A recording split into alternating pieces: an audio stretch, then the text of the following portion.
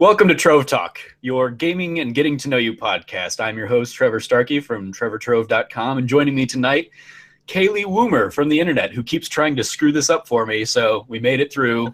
Kaylie, how you doing? So good. So good.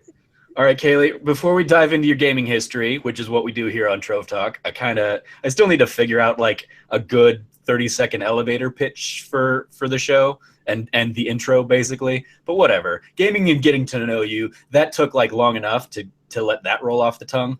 So Kaylie, for those that don't know you from the internet, who are you? I'm Kaylie from the internet, and also sometimes from out of the internet, but mostly from in it. Mostly from in the internet. Yeah, I exist almost entirely within the internet. Like I'm as close to a theoretical being as is possible without literally becoming imaginary. Well, there you go. It's a delicate. You are almost the singularity. Yes. Almost. I'm like Schrodinger's Kaylie at this point. Wonderful. And so, in more realistic terms, you're admin for the Kind of Funny Facebook group. Yes. You are a frequent or occasional podcast guest on other shows, like We the Nerdy with Sean Capri, like Connery and the Pants. You used to do your own podcast, correct? I did Microbits. Microbits, also with Sean, right? Yes. Excellent. He's adorable. Well, there you go. He is indeed. I had a great time doing the We the Nerdy with him. Have to get him on this show at some point soon. He's so Canadian. He is so Canadian, so delightfully Canadian. Yeah, you were on Irrational Passions a few weeks back. Do you remember the episode number? Yeah. And not off the top of my head. I didn't know there would be a quiz. That's Thanks cool. a lot, Trevor. I'm sorry, Alex. I love you. That's okay. Alex isn't gonna watch this. He knows how long these shows tend to be. He's gonna be doing 4 hours of his own podcast, so he's not gonna have time to dive into 4 hours of this podcast, unless of course you are the super short version of Trove Talk. I watched his podcast episode twice. I watched Alex O'Neill talk to you for 4 hours twice. Wow. That's what I do with my. That's impressive. What I do. I'm so sorry for that. So you're two of my views. Okay, that's good to know where some of the metrics come from. Yeah, no, I had a great time talking with him. He was delightful. And as we're recording this, the Frank episode is midway through its showcase. We're recording a little earlier than I usually do because I'm going to be in San Francisco for the rest of the week, hanging out with them IGN folks at the IGN house party. Or by the time this is going live, it will have already happened, and with any luck, they'll have hired me or something. That was neat. That was so cool. The show becomes obsolete. I'm the final guest. There we are. Yes, it'll be Kaylie Woomer. End of the Trove Talk show. Oh God, I don't know if I want fiction. Wait a minute. Trove Talk killer. Trove Talk killer. Yes. Kaylie Woomer. She ended Microbits. She ends Trove Talk, and then it was done. I was on the last episode of the first version of We the Nerdy as well. Well, there you go. Yep, You are just a podcast ruiner. So if this is it, if we cap at episode 4, Kaylie's the one to blame. So great. Hi guys. All right. So and you are on Twitter because that's the easiest place for people to find you. You are Quirk X of X Art. That's Quirk of Art with X's, because if you don't have the X's, it looks like Quirk of Fart. You're a fart, okay? I wasn't thinking that anybody would care about my Twitter handle when I made a Twitter handle. Yeah. It was funny. I chuckled to myself. I like puns. There's nothing wrong with that. I mean, I appreciate Quirk of Art. It's a solid pun. The X's completely jack it up for me, but they were necessary. It's like no, like underscores work better in this case than X's do. I would have done underscores, but not everything allows special characters, and I wanted to be consistent, so I thought long and hard about this. And I'm actually underscores on the Kind of Funny forums. I am underscores because aesthetically that is more pleasing. But now you're also inconsistent. I know, which drives me nuts. But you're a flip flopper, Kaylie Woomer. I caught you. You are a flip flopper with your usernames. I'm basically the Hillary Clinton of the Facebook group. Absolutely. There we go. Nailed. Nailed. I trumped you. Haha. Oh God. It was my life. Yeah. But yes, that is my Twitter. It didn't come with a lot of foresight because honestly, it took me 3 attempts over the course of 3 years to actually start using Twitter. Yeah. I didn't. I mean, I was pretty much the same way with Snarky Starky. It started because I was backstage at a play, making fun of another play that was going on because they were using like Twitter integration. So I saw the play like Thursday night, and then backstage at my own show Friday night, I was like, I'm gonna fuck with people in the audience at POVV and just tweet in and hashtag, and so I'm gonna be Snarky Starky, and I still like the name, but people either get very confused on how my name is spelled or how Snarky is spelled. So yeah, I'll spell Snarky wrong the rest of my life now. Thank you for that. I spell it wrong. Like I will be typing it in, and I will, just because I'm so used to like Arkey for my last name, that I will spell Snarky wrong. So I'm like, I'm glad I don't have to tweet my own name all that much. That's nice. That comes in handy. So yeah, so sorry to people who get lost finding me on the internet, or who get lost finding Kaylie on the internet. Well, I'm fine if my grandpa gets lost finding me on the internet, because I don't need him rambling at me. It's bad enough he like sends me those emails that are like forward, forward, forward, forward, forward, the thing that Hillary did. And I'm like, oh God, no, grandpa, no, just no. I just never open those. I never will. So I'm fine with him not being able to like discern who I am on Twitter. My family never sends me emails. Do they not love me? Like, I'll even take the lame, like, cheesy chain letters. My family doesn't email me shit. I've never experienced, like, can you believe the crazy shit that your mom always emails you, these lame forwards? And I'm like, no. That's a good thing. No, like the rest of my family is fine. They know they don't need to email me stuff. They can call me or text me. My grandfather's the one who doesn't do any of those things, so he emails me using his like old. Oh no, he finally upgraded from a Juno account, which I don't even know if you were alive during the Juno days, but that was like internet before Gmail. Basically, that was the free internet back when like you had to pay for AOL or get the thousands of hours free from the CDs. Oh, I remember those days. I had the dial-up internet. Okay. Sneak online after my mom went to bed, but the dial-up was so goddamn loud that you had to be like putting a pillow over the modem to try to quiet it so they didn't wake her up. Oh, I remember those days. All right. Oh. Yeah. Yeah. So yeah, he used to be at a Juno account, and then eventually, like 2 or 3 years ago, he finally upgraded and is now at like Hotmail or something like that. And I'm just like, or you could just not even. He's the tough one because he's like, he just has nothing to do other than sit there and like watch Fox News all day. And so when we get together for like family lunches or family dinners or holidays or stuff, he's the one that wants to go super political, and I'm like, I'm the only one versed enough who will push back on him. And so he respects me for that, but I also feel wildly out of my depth because as much as I know about politics, I don't have the time to sit there and read every article, read every policy piece, read every position on everything. So I can kind of hold my own, but nowhere, like I can't combat him against like hours and hours of Fox News talking points. So I just kind of, I usually give him the, well, I'm not going to respond in the moment. I'm going to go ahead and like think about that. I'm going to research it and figure out how best to respond to you in your rambling rhetoric about how Obama is a secret Kenyan Muslim. Oh dear. Like straight off the D. Oh yeah, you're in Arizona, yeah? Yeah. Oh yeah. He's not that bad anymore. My grandmother is, or she was, she's a little gone and wonky now, but before she got that deep, that far down, she definitely thought he secret Muslim, secret crazy Kenyan, trying to take over and rule America on behalf of Islam. And I was like, no, that's not a real thing. That didn't happen. That's just you being racist. Sorry. Oh, sorry, Grandma. That's you being racist. They were from a different time. That's That's how I can chalk them up. So anyway, moving on to that's I love them despite their flaws and their choices in life. Because family, you got to go with that. But that's not what we're here to talk about.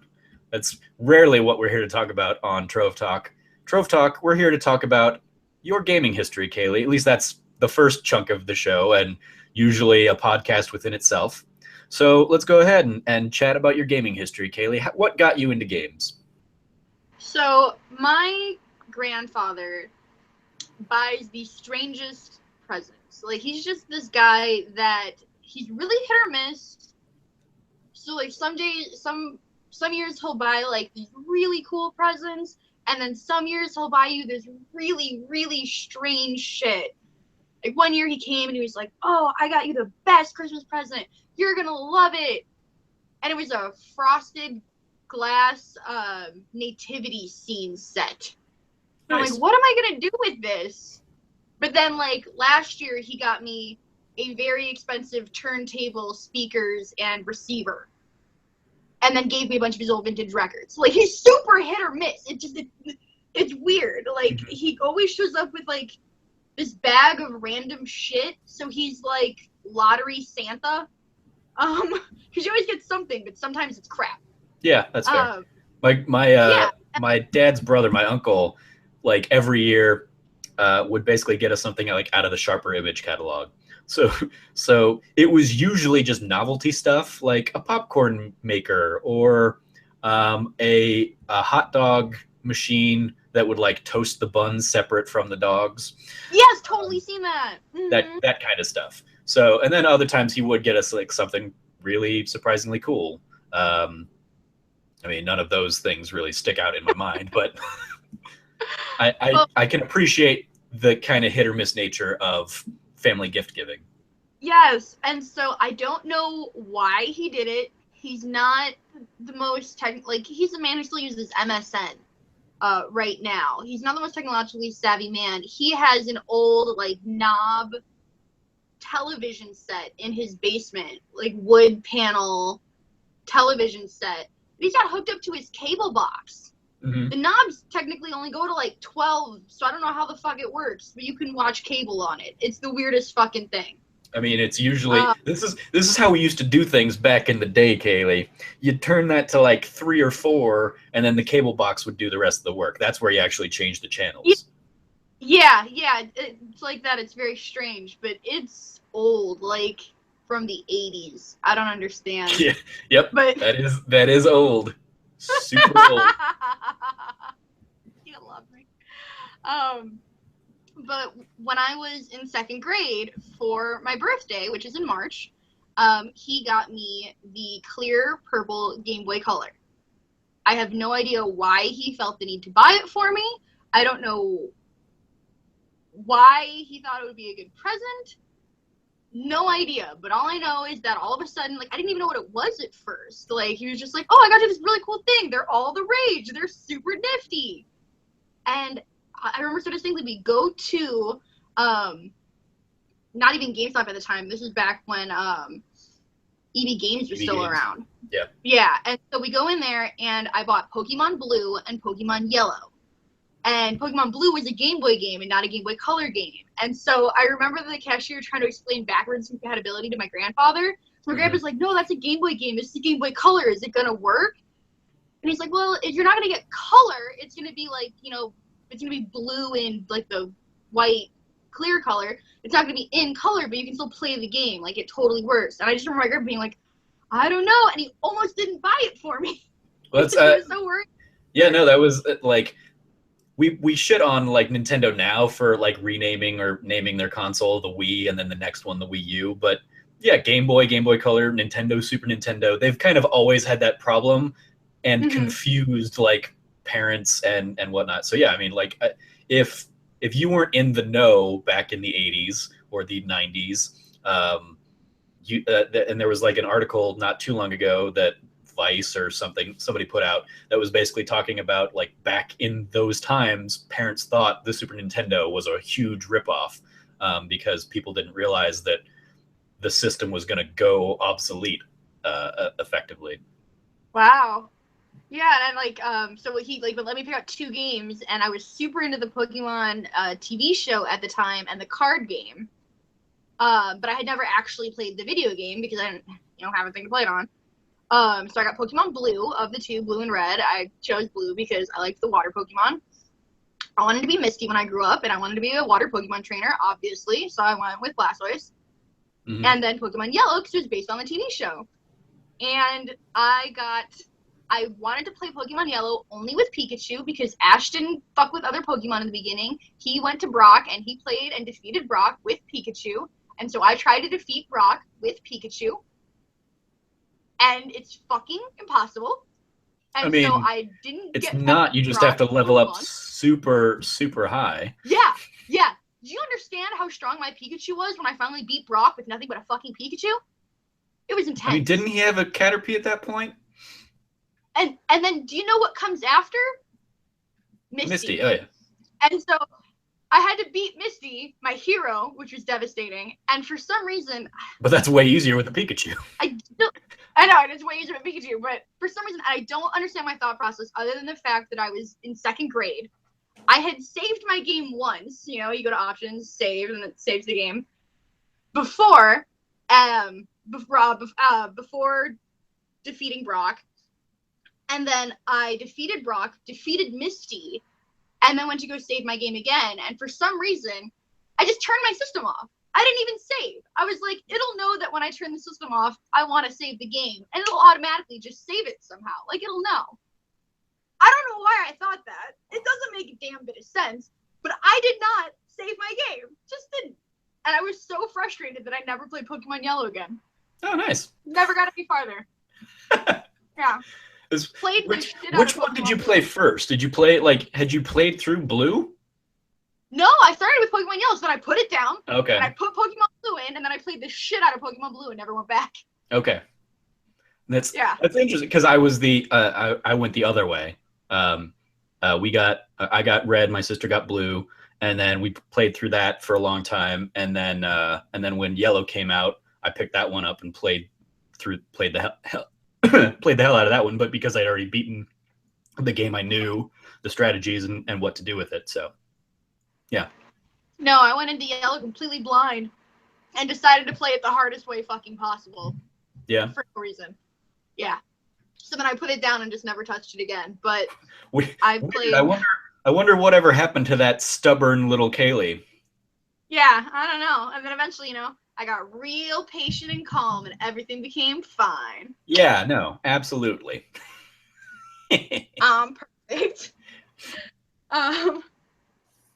So you played the hell out of the Pokemon games. Yeah, and so then it became really interesting. So I had my Game Boy Color. I didn't own another video game console, so I never had a home system. A year later, my uncle is only 5 years older than me. So he was babysitting me over the summer. And I would go to his house, and he had a PlayStation, an original PlayStation 1. And he was playing Final Fantasy VII. He had just started the 2nd disc when he started babysitting me over the summer. He got the game in May. And so he's like, oh, do you want to watch me play the game? I'm babysitting you, and I just want to play this game. Do you want to shut up and watch me play this game? And I was an easy kid to babysit, so I was like, hell yeah, I want to watch you play this game. This looks so cool. So by the time obviously the 2nd disc starts, Aerith is dead. So my experience with Final Fantasy VII, spoilers. I never saw it. My uncle was like, okay, so the game started. I'm this blonde-haired guy. I had a girlfriend. She died. Whatever. She kind of sucked. This TV chick's way better. And that was my introduction into Final Fantasy VII. And then the rest of the summer, he just played through that entire game with me. He'd only play it when I came over, and we played through the story together. We got the Golden Chocobo through shit tons of breeding, and we just played the shit out of that game. So that was kind of not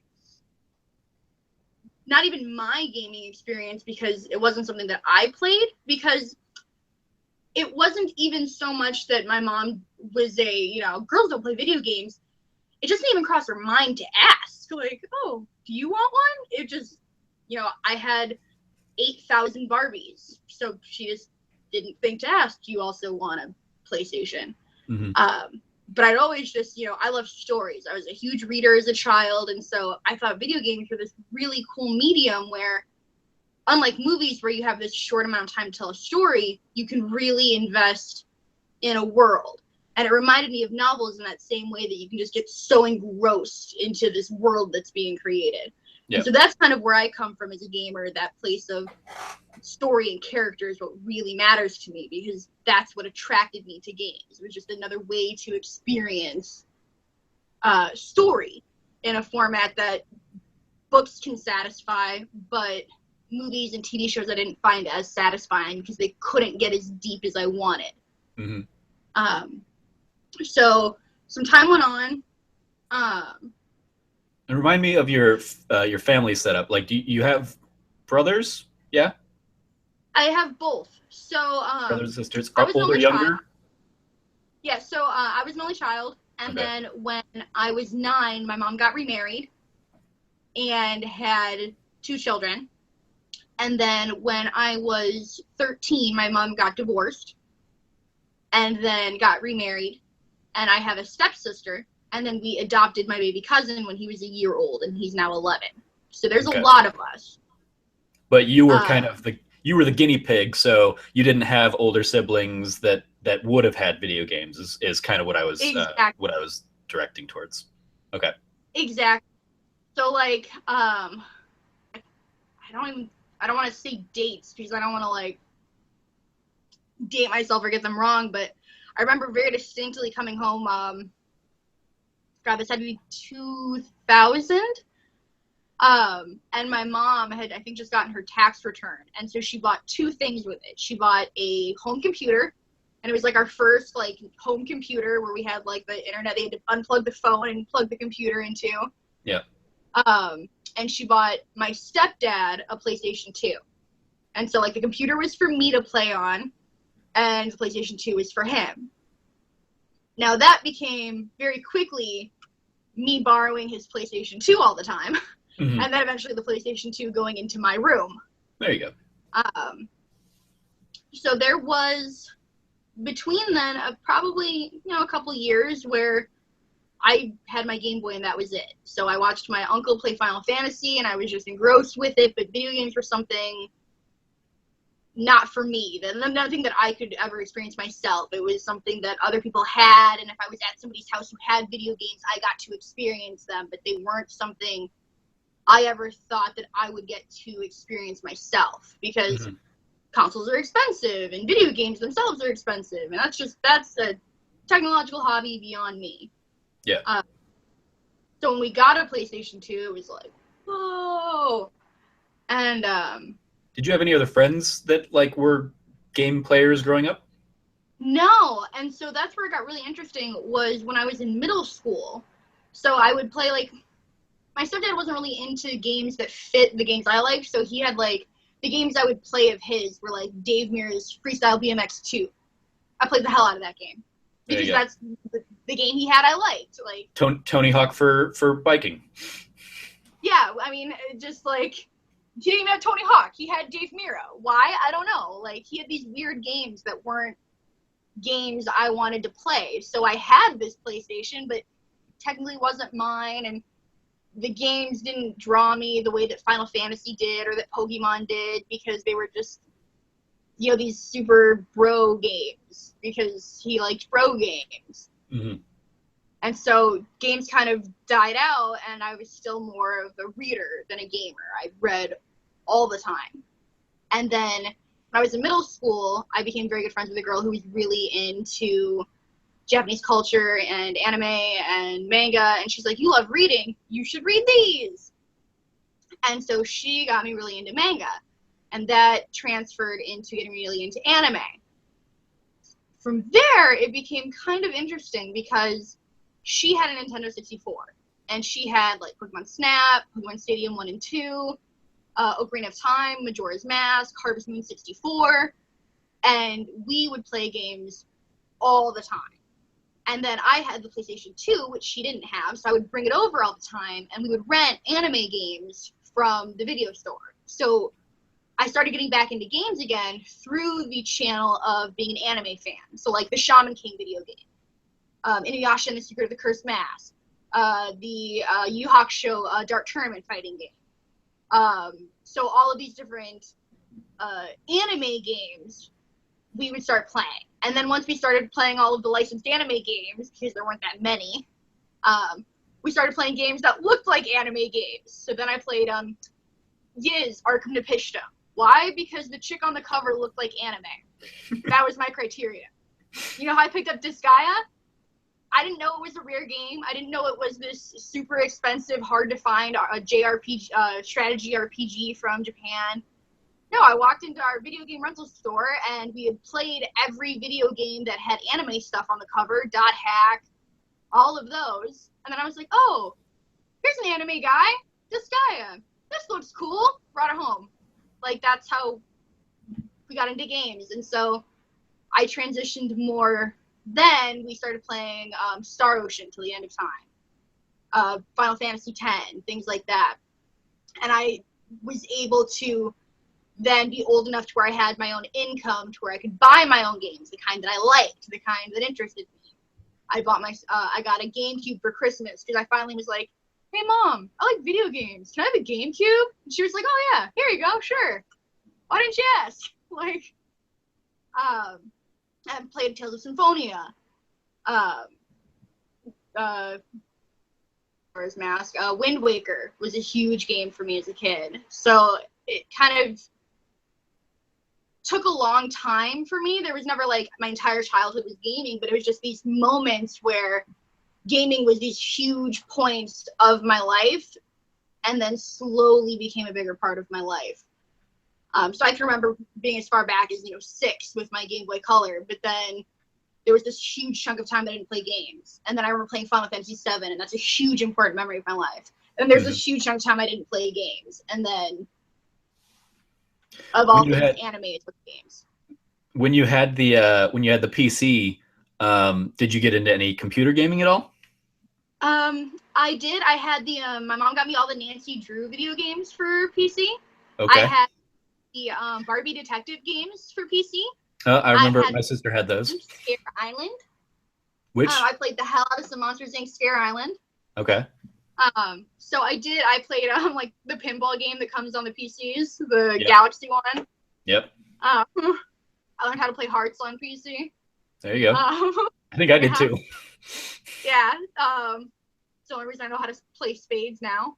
But so yeah, I did originally start off, I guess, oddly enough, before I owned my own console, I owned first a handheld and then my PC.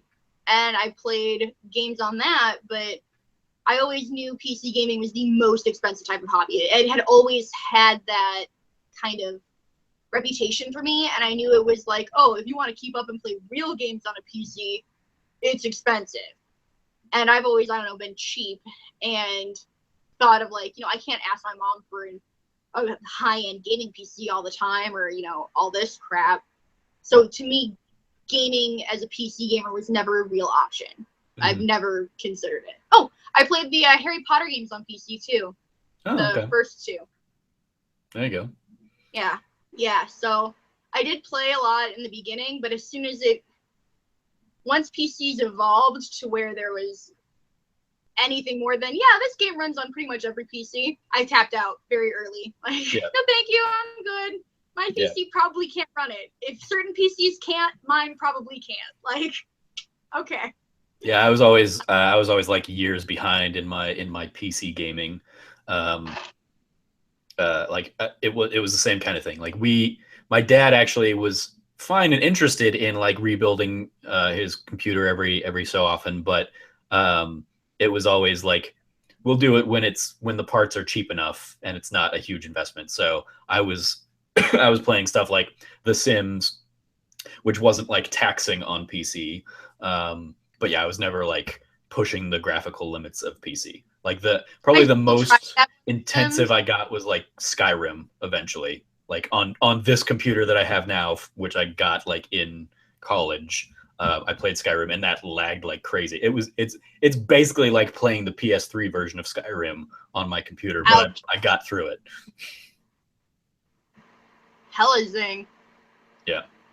Yeah, so long and winding road to end up with gaming as large a part of my life it is, but I've always had this natural draw to it. Like whenever I was in the position to go to a friend's house and it's like, oh my god, you have Crash Bandicoot, can I play? Like, I always thought people that had video games were so cool. Like, I wish I had that, but I never did.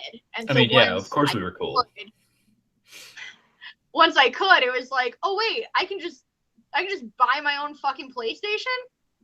I'm gonna buy a PlayStation.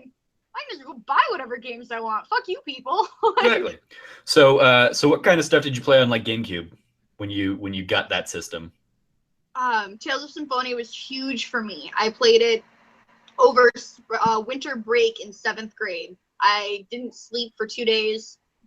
I just did nothing but play that game. I didn't leave my room except for go to the bathroom. Like, I just played that game.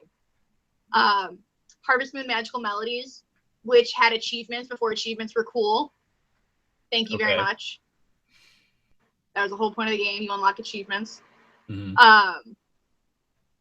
Wind Waker was huge because I had come off, like I said, my best friend had a Nintendo 64, and so I loved Ocarina of Time and Majora's Mask. I especially loved Majora's Mask. I'd always been more drawn to that one, but Wind Waker I loved the art style immediately. I was super taken with it, and I'm one of the people who love like completing maps. Mm-hmm. Like find all of the different treasures in that grid-based map was so soothing to my OCD. Like there's something really satisfying about it to me. So that was really special. I love Mario Party games, so I actually the Nintendo GameCube that I got was the Black Mario Party 7 bundle. Okay. And my mom does this all the time. Like, she loves being clever. So, like, if she gets you a big present, she'll have you open up something little first. So she was like, Kaylie, you can't open this present yet. And so she put that one to the side, and I opened up a bunch of my Christmas presents. Then she's like, okay, here's this one. And I open it up, and it's a GameCube memory card. And so she pretended that she accidentally got me a GameCube memory card instead of a PlayStation 2 memory card. And she was like, oh no, is that the wrong one? Is that not a PlayStation 2 one?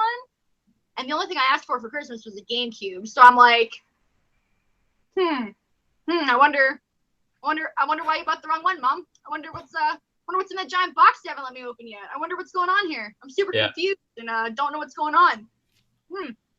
Oh look, it's GameCube. Like, my parents pull the same kind of stuff. Yeah. It was like that one last gift, the one big gift. Yes. But to be fair, my mom has done that before. So, like, I was almost an Xbox 360 convert.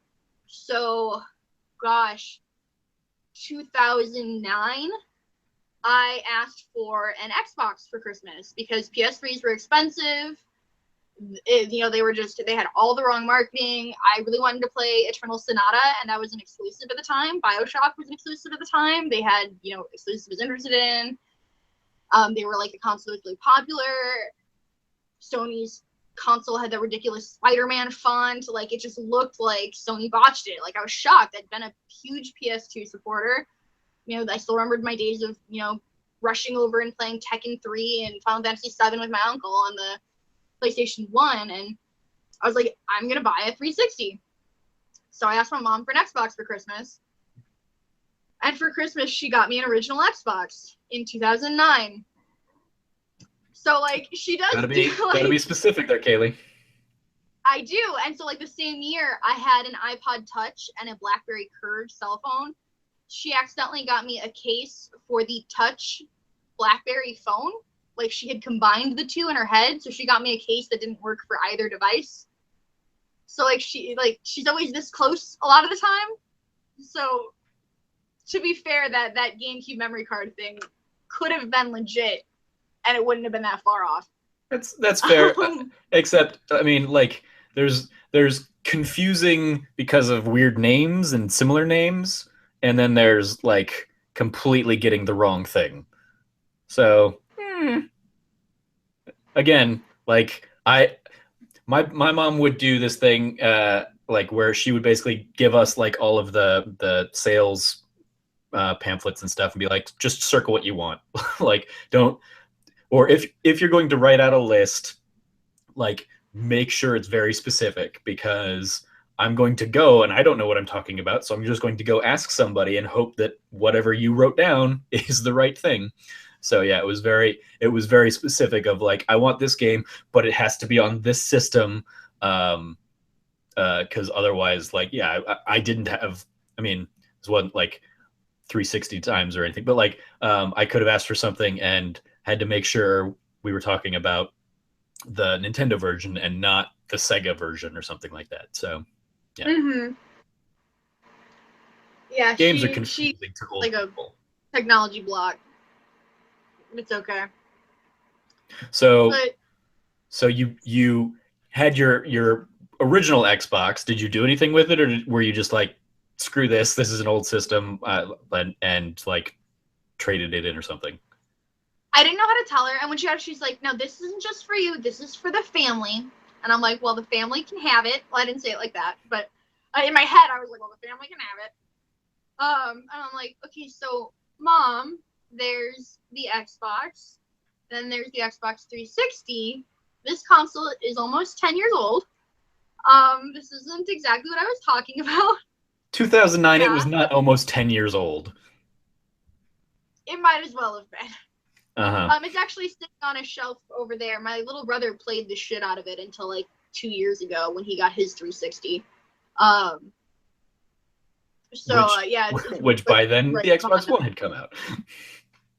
Oh yeah, that's why she got it the year that the Xbox One came out. So however long ago it's been now, but she got it that Black Friday when Xbox 360s were like $99 for Black Friday. Yeah. Because my little brother was 11 and he doesn't need an Xbox One for $400 some odd dollars. No, he can have a 360. Like, you're 11. Yeah. Like, I'm totally on board with that. And the games are way cheaper for me to buy for his birthday. But now that he's getting older, now he has to be more current, which sucks, because it used to be you can get him like 8-year-old Madden and he was happy. Now he's like, I need the newest Madden. Whatever. It's expensive. Yeah. You don't know the difference. Right? I'm like, how about I get you 3-year-old Madden and you deal with it? No. But yeah, so it's been an interesting process, but my mom tries really hard to stay on top of it. And so now it's to the point where, like, if I say I would like this video game and I write down the title, she knows that I mean on PS4. She's not going to buy it on PS3 or anything. Mm-hmm. And she knows, like, you know, there's a big difference between Xbox and PlayStation, and my little brother Alex, he gets Xbox stuff and I get PlayStation stuff. Like, she knows. Because she she listens to my podcast. She's listened to Kind of Funny podcast. She's watched the Twitch streams before. Like, she tries to get into whatever I'm into. She's super supportive. So she's trying. It just, before I was really into it, she was completely blind, because she's already, you know, if I reset the router when the internet's down, she thinks that I'm an IT god. Like, you know? Yeah, you know. So she's a lot better now than most normal people, but she still can struggle because she has a natural aversion to it. Like, she wants to not get it because she's like, fuck technology. Yeah, that's fair. Like, my parents finally got onto smartphones like a year or two ago. My mom too, yeah. My mom was like, you have your smartphone, I have my dumb phone. Thank you very much. And literally, I think 2 years ago, she called me and she's like, so you had a grandfathered unlimited data plan. Well, I went to AT&T and now I have a smartphone and now we share 5 gigabytes of data. Yay! And I'm like, you don't even know how much that is. You don't know if that's a lot or a little. I told you not to go in alone. I told you when you wanted a smartphone to come get me. You got an Android. I don't know how to use those. What are you doing? Like, oh, it was a whole thing. Mm-hmm. Yeah. So with your siblings and step siblings growing up, kind of in your wake, when they became of gaming age, did you kind of play with them? Has that been I fostered the shit out of that. Yeah. So ever since they were little, they had so, like, you know, it's my little sister and then my 2 little brothers. So, like, when they were little, my mom got them a pink, a blue, and a black and red, 2 DSIs and a DS. Okay. And so then I would buy them, like, DS games.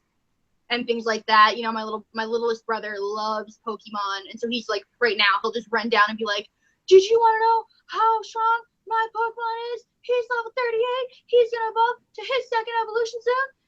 And oh yeah, he gets so excited, and so he's like, "There's a new Pokemon game coming out. It's called Pokemon Sun and Moon, and I'm gonna get one." And he gets so excited, and I like play it. It's gonna be awesome. You love Pokemon. You're gonna love Pokemon forever. And I just. But he didn't have a problem with Brock. Yes, no, he did not have the same problems I had as a child. But like, or like my little brother, when he was like, "I want a 360," I was like, "All right, cool. I bought him Fable for his birthday. I bought him Final Fantasy 13 for his birthday. I bought him Need for Speed, the one where you play cops and race car guys, Hot Pursuit." Probably. I think it's Hot Pursuit. Let's say Hot Pursuit. Yeah. Race car guys. So like my little sister, when we had our Wii, when Baby Mama came out, or was that $60 stupid stuffed animal baby that you shove a Wii in the spinal column of? That was like the hot present. Got that for her because I was like, "It's a video game. Play it. You'll love it. Look, it's a baby." Because she's not quite as into video games as the boys are. But I'm like, "Look, it's a girly one. Play it." Like, so yeah, I try to foster gaming as much as possible. Like when the boys are like, "Can I play your," you know, because I have the PS4 when they're still kind of like last generation, and so they're like, "You know, can we play the PS4? It does this cool, like, look at the light bar and the camera." And my littler brother loves the playroom and the little guys, and that stuff just blows his mind. So I try to do as much as I can to make them just think it's the coolest fucking thing. Nice. So they love it like now whenever you go out of town on all these crazy, stupid events, because they have the system to themselves. Oh, I have them so tricked. When their friends come over, they're like, "This is my sister Kaylie. She's into gaming. She's really cool." And I'm like, "Oh, they think I'm cool. Look at this. Oh, you're so dumb." Like, yeah. Like, "Yeah, she goes to conventions." And I'm like, "No one says that like it's cool, but you guys, you're the best. I've trained you from a young age." Yeah. I mean, like, our kind of people absolutely say that.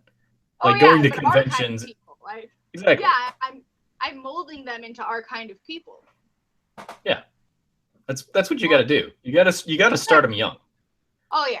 No, that's the worst thing. Like, because I know whatever kid I'm gonna have is just gonna want to play football, and I'm gonna be like, "No, you should go to Comic-Con. That's what you should be doing. What are you thinking? Don't be playing football." Oh yeah, I was into football, and I was like, "Have you heard of Madden?" And I got him like Madden 2008, like 4 years ago, because back then he was too little to understand the concept of older games. Now he's like, "Madden, like last year, Madden 2015 is out. I want that for Christmas." And I'm like, "I used to get you like the $5 Madden, and you were happy. Like, used to be my cheapest Christmas present. Like, what the hell is this shit?"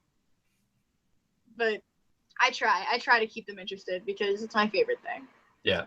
So did you continue with like mobile, with handheld, with Game Boys and stuff? You mentioned they had DSs. Did you? Yeah. So they had DSs. So for my 6th grade graduation, I bought myself a Game Boy Advance. Okay. My Game Boy Advance actually, and I bought myself a Pokemon Sapphire. I had it for about a week, and then it got stolen. The console, the handheld with the game in it. I got a Game Boy Advance SP. I want to say a year or so later as a replacement, and I loved my SP. It was like that ice blue one with the super strong backlight. And man, the first time you experience backlight gaming, like game changer. When you can talk about kids these days, but like kids these days will not understand the concept of picking up. Like I still have my Game Boy Color, my mom's old original Game Boy, and I have a Game Boy Pocket. And picking up my Game Boy Pocket to play Pokemon Blue and turning that on, you can't see. How did we see out of that screen? It's impossible. Well, I mean, I remember having like the peripherals that you'd like attach to like Frankenstein wise, and you had like the light and then the giant magnifying glass.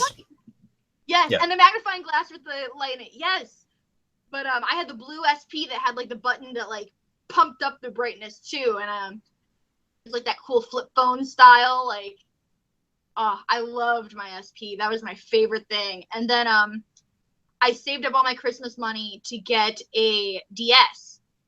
and I saved up enough money, and I was just about to go buy it. And then my mom switched from SBC Global to Comcast Internet. And they were doing a promotion where they were giving away a DS Lite if you switched internets. So I got a DS for free. Nice. So I used the money to buy a bunch of games for it. I feel like that's how my sister got her PS3. Yeah. So I got my DS Lite, and then I got the 3DS shortly after launch. Now, I don't buy handhelds at launch, but I got the purple 3DS, I want to say within a year of launch. I had a PSP. I have a Vita. I had the purple 3DS. That got stolen. So now, because I don't play a lot of DS games. Yeah, you got your janky 2DS. Yes. I was like, I'm not going to spend another $140 to play the one DS game I want to play. So I spent $80 on a 2DS, and I now own a 2DS. Classic. So I think the only thing I haven't owned is a Game Boy Micro, because those things were stupid to me. That's fair. Yeah, that's the only thing I haven't owned. So outside of like the Pokemon games, what were you playing on mobile all those years? Not a lot. Were they just Pokemon for you? Yeah, it was almost all Pokemon, because most of that, I tried a couple of the Harvest Moon games, and to me they were all shit compared to the console because they were just so stripped down. Interesting. Did you ever play Friends of Mineral Town? I think that was the Harvest Moon. Yeah. I didn't like having to go back to playing as a boy. So many of the original handheld ones, you could only play as a boy. Yeah, that's and I had gotten excited about being able to play as a girl going back to the GameCube. So I was like, I don't want to play as a boy anymore. I'm tired of having to freaking listen to potpourri shit. Like, I want to be a girl, and I want to have bachelors, and I'm a girl, and I want to play as a girl. Like, I got used to that luxury, which we could have a whole diatribe about that. Which of the eligible Harvest Moon bachelors was your guy? In which game? Take your pick then. So change game to game. So in Magical Melodies, it was Alex the Doctor, but Alex the Doctor isn't in every game. Oh, okay. So in Tree of Tranquility, I did like Jin the Doctor as well. Now I'm playing Story of Seasons, because now it's no longer called Harvest Moon. Right. It's called Story of Seasons. So in Story of Seasons, I haven't picked my bachelor yet, but there's two that I know I like. In A New Beginning, I went with the hairstylist. He was super cute, little redhead. So it changes. I pick whichever one I think is the cutest. That's fair.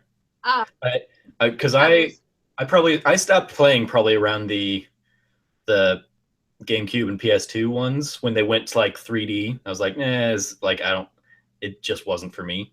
But like Super Nintendo and PlayStation and N64 and like the Game Boy Color and Game Boy Advance probably. I probably hopped around too.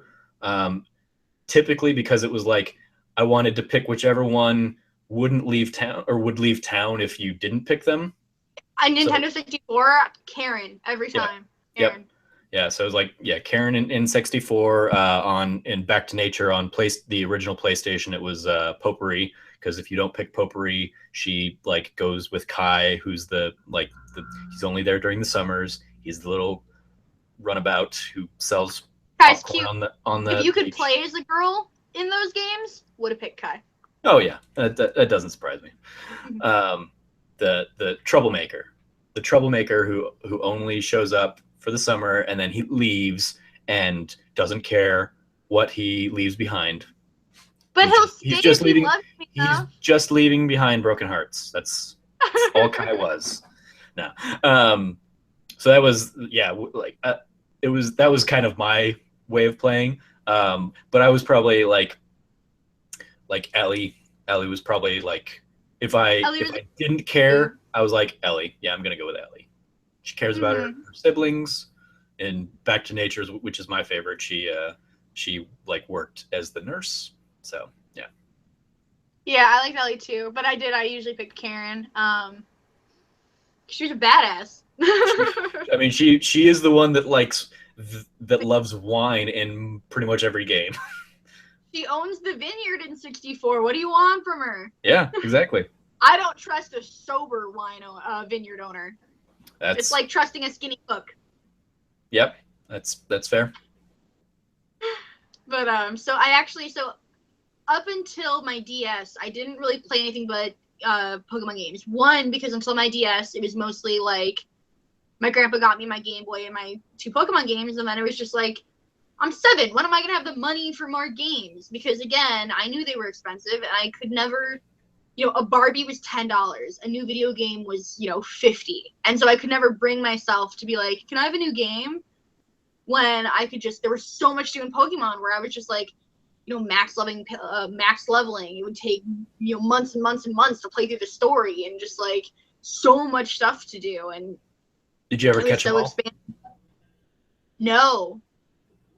I had somebody catch, okay, so I didn't catch them all. Yeah, I didn't catch them all because the first time I played, I loved Abra, and I wanted an Abra so bad.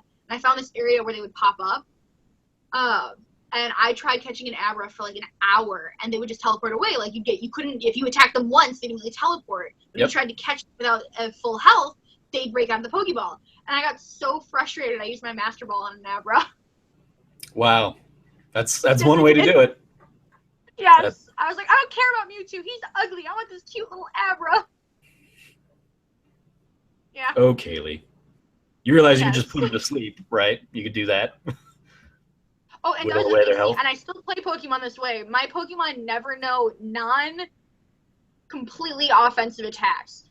The paralysis, poison, freezing, burning. They never know any of those moves. No. It's all damage, damage, damage, damage. Fuck everything else. I mean, for the most part, that's how I would play, but I would have like 1 or 2. Like I would like get my Butterfree, and I would have Confusion, Stun Spore, Sleep Spore, Poison Powder. That was my Butterfree. Yep, every time. So that I could like. It was all destruction for me. It was all like, how do I kill as fast as possible? So I would get my Pokemon to be way stronger than the gym. Like, I would go to see what the gym type was. I would make sure that one of my Pokemon was a type that was super effective against it, and then I would make sure that that Pokemon was at least 15 levels stronger through grinding than the gym leader, which is why it would take me so long to play, because I would just grind outside of that gym for weeks until my Pokemon was just like, and then I'd walk in and I'd one-hit kill every single Pokemon.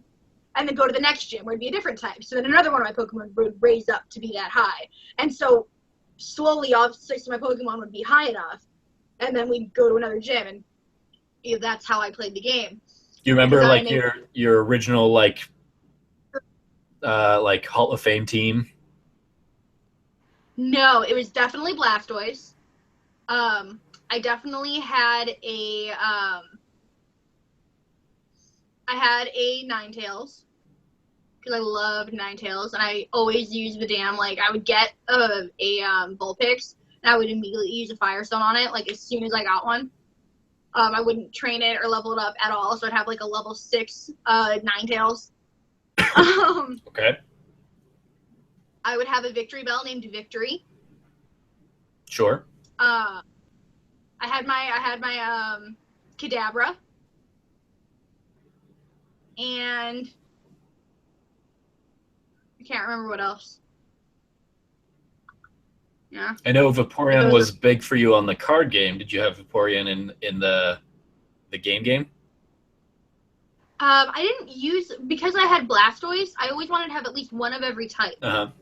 So I didn't use Vaporeon on my team because I was not, I always put my starter. Right. Like, my starter does not leave my team ever. And my starter is always either water or fire. I've never used a grass starter. Just because there's always been a better water or fire. Did you? And I normally. So I guess you wouldn't. I would say. Yeah, you wouldn't have done Gyarados then. Yeah, if you'd asked me, I would say that I'm a water starter. But if you actually go through the starters that I pick them almost evenly between water and fire, because like Torchic is my shit. Like, I use Blaziken. Like, Blaziken has a special place in my heart. And then between like Totodile and Cyndaquil, Totodile I don't think's that cute, and I think Cyndaquil's adorable, but then Cyndaquil doesn't evolve to be cute. Like that whole generation starters I think kind of suck. Like of all the starters, I think that generation is the weakest designs. Okay. Because none of them grow cool to me. Yeah. So I use Torchic. I usually would go Totodile, but I do think Cyndaquil is cuter. So that one would be kind of a toss-up for me. I use Fennekin. I fucking love Piplup. Fucking love Piplup. It's a little tiny penguin. It's the cutest goddamn thing. Oshawott. Oshawott is the only Pokemon to date whose second evolution is my favorite of this set. Or I'm sorry, whose first evolution is my favorite. That little Duat with his little samurai shells. He's the cutest damn thing. But he thinks he's a little samurai. He's so precious. Oh my god, he's so cute. I love him. Every time I play through that game, I consider not evolving him into a Samurott. Samurott goes back down to 4 legs, which is stupid. Like, why do you gotta make him, like, regress and turn him into, like, a sea otter? Or a sea lion, rather. Mm. No, I like Duat. He's cute. He's a little badass. Oh, he's perfect. I love Duat. But, I have my share of fire starters, too, so I don't know. I don't know what's going to happen with this new Pokemon game, because that water Pokemon looks stupid as shit. Yeah, Poplio, right? Seal. Yeah. And the owl is actually looking pretty neat, so I'm thinking this might be my first grass starter. Like, against Firecat? You're not going to go Litten? I don't know. Firecat's second evolution is looking cool. I didn't like its whiskers in the first evolution. They looked like weird appendages because they were so wide. Like, they just looked like fleshy, like, almost like weird hands sticking out of its face. Like, they were too wide for me. But the second evolution looked more like whiskers. So I think it's really going to come down to the third evolutions. Because that clown seal is fucked. Like, its third evolution cannot be cool enough. Like, there's no way. It can't. So it's between fire and grass. And I really like owls, and I've never used a grass starter before, so depending on what the type is, because if it was a cool type combination too, that could change things. Yeah. I anticipate the fire starter going to end up. I mean, just given the color scheme, I've anticipated fire dark combo. That's what I was saying. I think it's going to be fire dark, but I don't know what the grass one's going to be. Grass. I mean, he's an owl, so grass flying would be my guess. Grass flying? I don't know. But yeah. I love it. Oh, I always have a flying Pokemon. So my original team would have, I love Pidgeotto. Yeah. For some reason, I love Pidgeotto more than Pidgeot. So my original team definitely had a Pidgeot on it, but probably a Pidgeotto. I always have a flying Pokemon on my team, for sure. Of course. Got a fast travel. Right? But that's definitely huge for me. Because Pokemon are dope. Yeah. Yeah. So have you played every Pokemon then through? I have played not all of them through. So I had an emulation of Leaf Green on my PSP, and I played through. But you'd already played that one. I know. So, but that's like what people say. Everyone. That's why I'm just being honest. Full transparency. I have not fully played that generation of remakes. Okay. And I have not played X and Y. Had you played Gold or Silver? Yes. Actually, no, I didn't play Gold or Silver. I played Crystal. Okay. Yeah, and that was the other thing where, so I was playing Pokemon Blue, and my friends had them, and then when Gold and Silver came out, everyone's like, oh, there's a new Pokemon game, and I was like, oh, I can't buy that, and so everyone's like, yeah, there's new Pokemon in it. I didn't know any of the new Pokemon until the anime came out, and I could kind of catch up. But everyone would always be like, they'd bring their Game Boys and, show me the new game, and I'd be like, oh, I don't have that. I suck again. Damn. So I have this kind of I know, I have this kind of weird feeling whenever people bring up Gold and Silver, I get really uncomfortable and feel inadequate. But then years later, I was helping my friend clean her room when we were in 8th grade. And she had a copy of Crystal. And I was like, you have a copy of Crystal? I don't know you played Pokemon. And she's like, oh, I don't. Do you want it? I was like, hell yeah, I want it! And I had my DS at the time, which you can play Game Boy Color fucking games on. And so I played Pokemon Crystal for the first time on my DS Lite. Nice. Yeah, and so that was huge for me because I'd never played it before. And so it was like, haha, kids in 3rd grade who I didn't understand what you were talking about at the time. Now I understand what you're talking about. Like, nice. Yeah. So I think we've covered probably a good spectrum of like the handhelds there. What about or the Nintendo handhelds? So PSP and Vita, like what were kind of your standouts on those? Getting away from moving away from just like Pokemon. Those are a little bit more interesting. So for me, the PSP, when it first came out, I was like, I don't need that. I have no interest in that. It uses those weird UMD things. It's expensive. It's unnecessary. It's just another expensive gadget I'll never have. Like, to me, it was the same as people who had sidekicks. Like, oh, that's all well and good, but that's never going to be me. And I remember my freshman year of high school, there was a kid who sat at our lunch table who had a PSP. And I was like, whoa, is your family fucking rich? You got money for a PSP? And he would play a Dragon Ball Z fighting game. And so he would, like, let me play it. And I would play his Dragon... And I don't know anything about Dragon Ball Z. I was, Oh, and here I was thinking it was like, oh, back to anime. Yeah, and so exactly, like, there's always that fucking anime connection. But I would play that during our lunch period sometimes. And then years later, after I graduated high school, I started dating a guy who had a PSP. And I was like, a PSP? I haven't seen one of these in years. Like, I've only known one other human being that owned one. And he was like, he was a lot more knowledgeable about video games. And he actually really got me into gaming to the point where I am now. Like, he got me into Podcast Beyond. He was the one who owned a PS3. Like, he definitely got me into gaming to the extent that I am now. And he was like, well, did you know that the PSP actually sold really well? Like, it sold, 60 million units, and it's not, what you think it is when you think that, like, 8 people own one. Because I make a lot of jokes about 8 people owning PSPs. And so he would show me a bunch of games, and his PSP was emulated because everyone's PSP was emulated. Mine was not. Oh, well, that's the reason PSP sold so many units is because I'm aware. Okay. Yeah. We discussed it on the Games Cast when I was on the show. Oh, that's right, the Doy. So I had a modulated PSP, and so I actually played a lot of old Nintendo games I never got the chance to play. So like Leaf Green was something that I played predominantly on PSP. I was going to ask, like, if you had on PSP. Okay. Yeah, I was going to ask if you had, like, with the Game Boy Advance, for example, if you had played, like, a lot of the older, because that was when they definitely started re-releasing, like, Super Nintendo era games as Game Boy Advance games. So I was curious if you had kind of filled in some of those earlier gaps. But you did it through emulation on PSP. Okay. So I kind of struggle in the sense that, so when I had my DS, I was like, I love, Final Fantasy VII has this huge place in my heart, and I played all the games afterwards, but I'd never gone back. And so EB Games was selling, because EB Games was just before it closed, EB Games was still selling older video games. They were selling Game Boy Advance games. And so I went in, and I got Final Fantasy 1 and 2 combo, Final Fantasy 3. The DS remake had just come out. Yep. Final Fantasy 4 and 5. Final Fantasy 4 and 5 were both advanced games. And so I had 1, 2, 3, 4, and 5. Did they do Final Fantasy 5 on Advance? Huh. Yeah. Okay. I only ever had it on the PlayStation 1.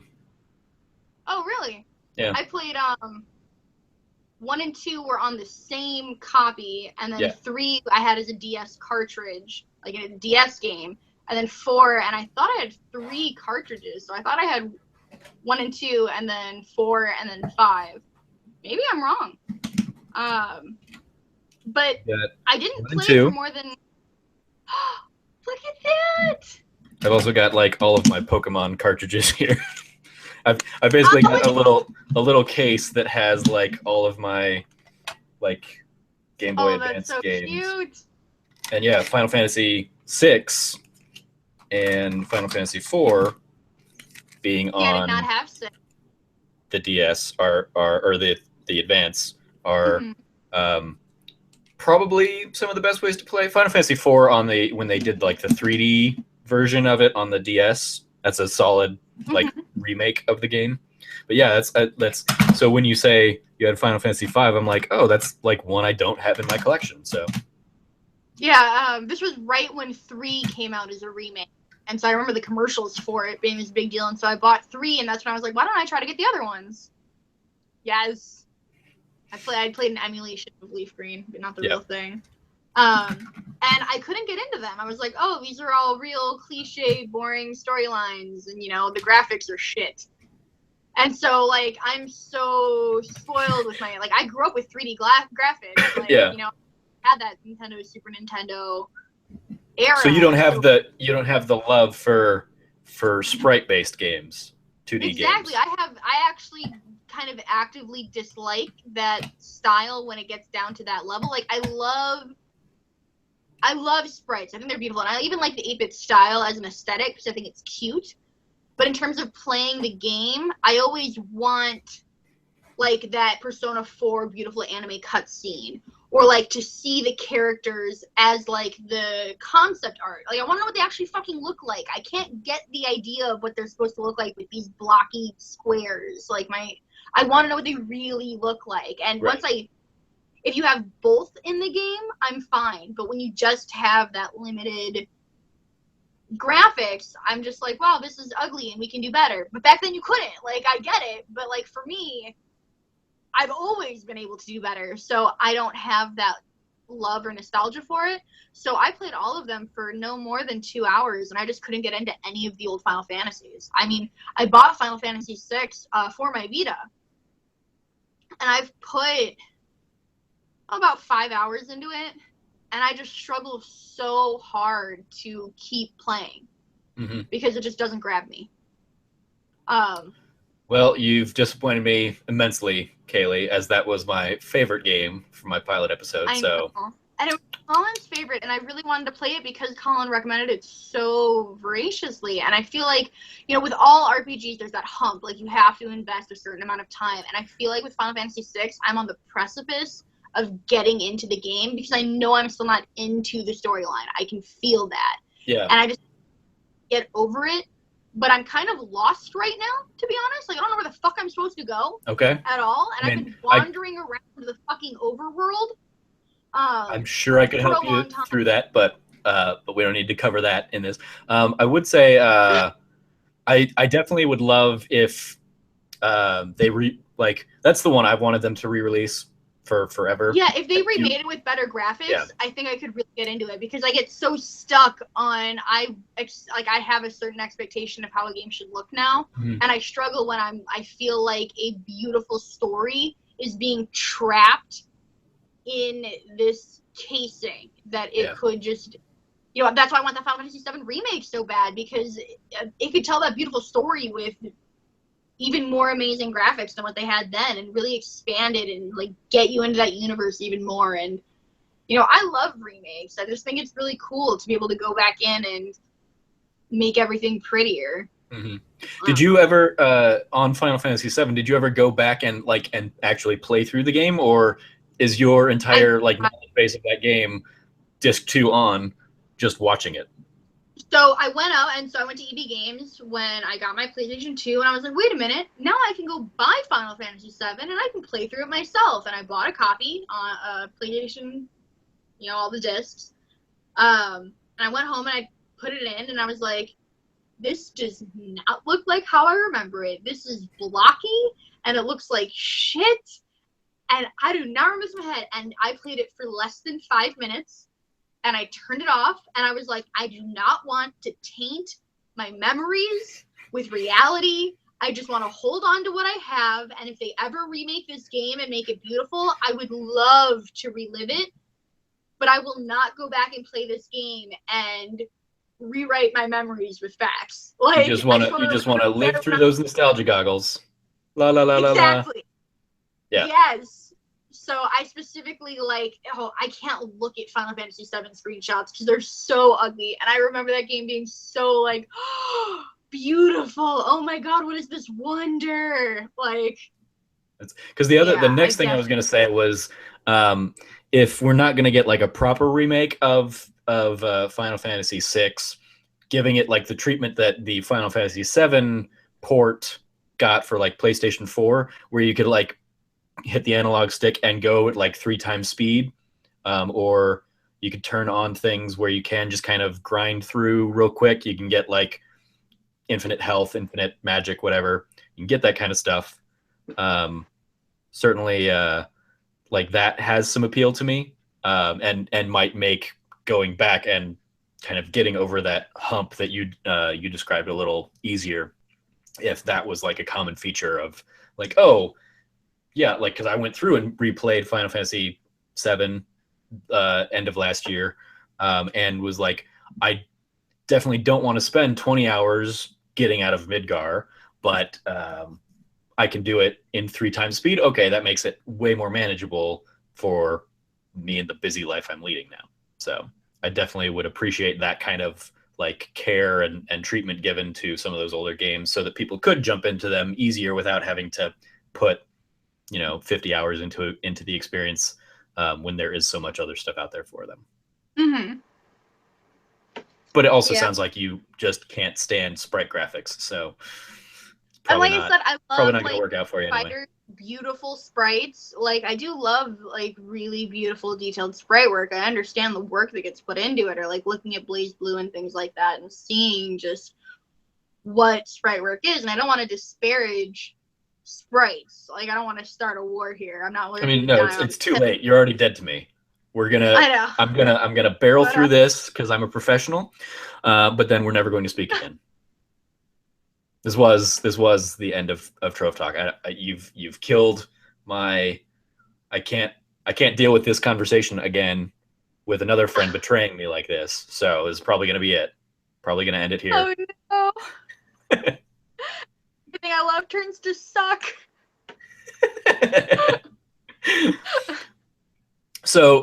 So you did kind of go. So what other experiences did you go back and play? So you couldn't connect with any of those older Final Fantasy games. That's since most of like the stuff you would have been emulating on your PSP would have been sprite based. Like, did anything hook for you? Like, did you go back to like A Link to the Past since you were a Zelda fan? Oh yeah, so I tried on the Game Boy. So I tried I always forget the name of this game and it drives me nuts. There were 2 Legend of Zelda games that split. Has the word seasons in the title? Was it Seasons of Time and right? One was Seasons, one Oracle of Seasons, Oracle of Time, or something you know like what I'm talking about? Yeah, I never like Pokemon was pretty much where I called like my limit on like split games like that. Everything else I saw that kind of came after that, I was like, this is just copying Pokemon. You're not going to trick me into buying 2 versions of this. Exactly. Game. And I was like, and then I continued to buy 2 versions of every stupid Pokemon game. Yes. But Zelda did it once, and I owned one of those and tried to play it, and I tried playing older Zelda, and I was like, why is he an Oompa Loompa? Like, I don't understand why he's orange with purple hair, and what is going on here, and he just waves a stick out in front of him like this, and it's all Durka Durka, and I have a hard time going back to old games. It was it was Oracle of Seasons or Oracle of Ages. Yes, Oracle of Seasons. Oh god, that was driving me nuts. I always want to say Story of Seasons because of my fucking Harvest Moon obsession. Right. So like I get stuck and I'm like, it's not Story of Seasons. Think of anything but Story of Seasons. Is it Story of Seasons? No. Like I get stuck mentally there. But I have a hard time going back, and I even watched because I do think it's important to know about older games and not just read about them, but like experience them. So I watch a lot of like walkthrough, commentaries of like I've watched all of the Earthbound games, and I could never play one of those. Like I have to fast forward. Like I'll fall asleep to watching that shit because it can get so boring to me. Like it just because there's no graphics and it gets mind numbing.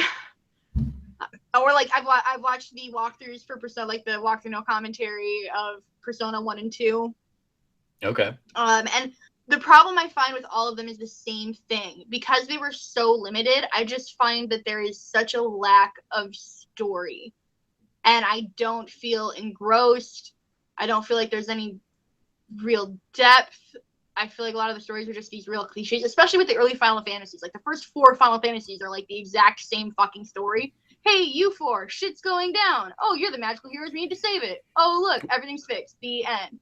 Well, that stops at like, that stops at 4 is more complex and like characters coming in and out of your party. Weird, like you start on a ship and then like But yeah, that's 1, 2, 3, and 5 are more in that vein of like the heroes of the crystal or the heroes of light or whatever. Exactly. Yeah, more. So that was hard for me. Vagary characters. Yeah, and so I don't know. I have a lot of trouble going back. I mean, I've never finished Super Mario. I've never finished the first level. I've started the first level like 1,000 times.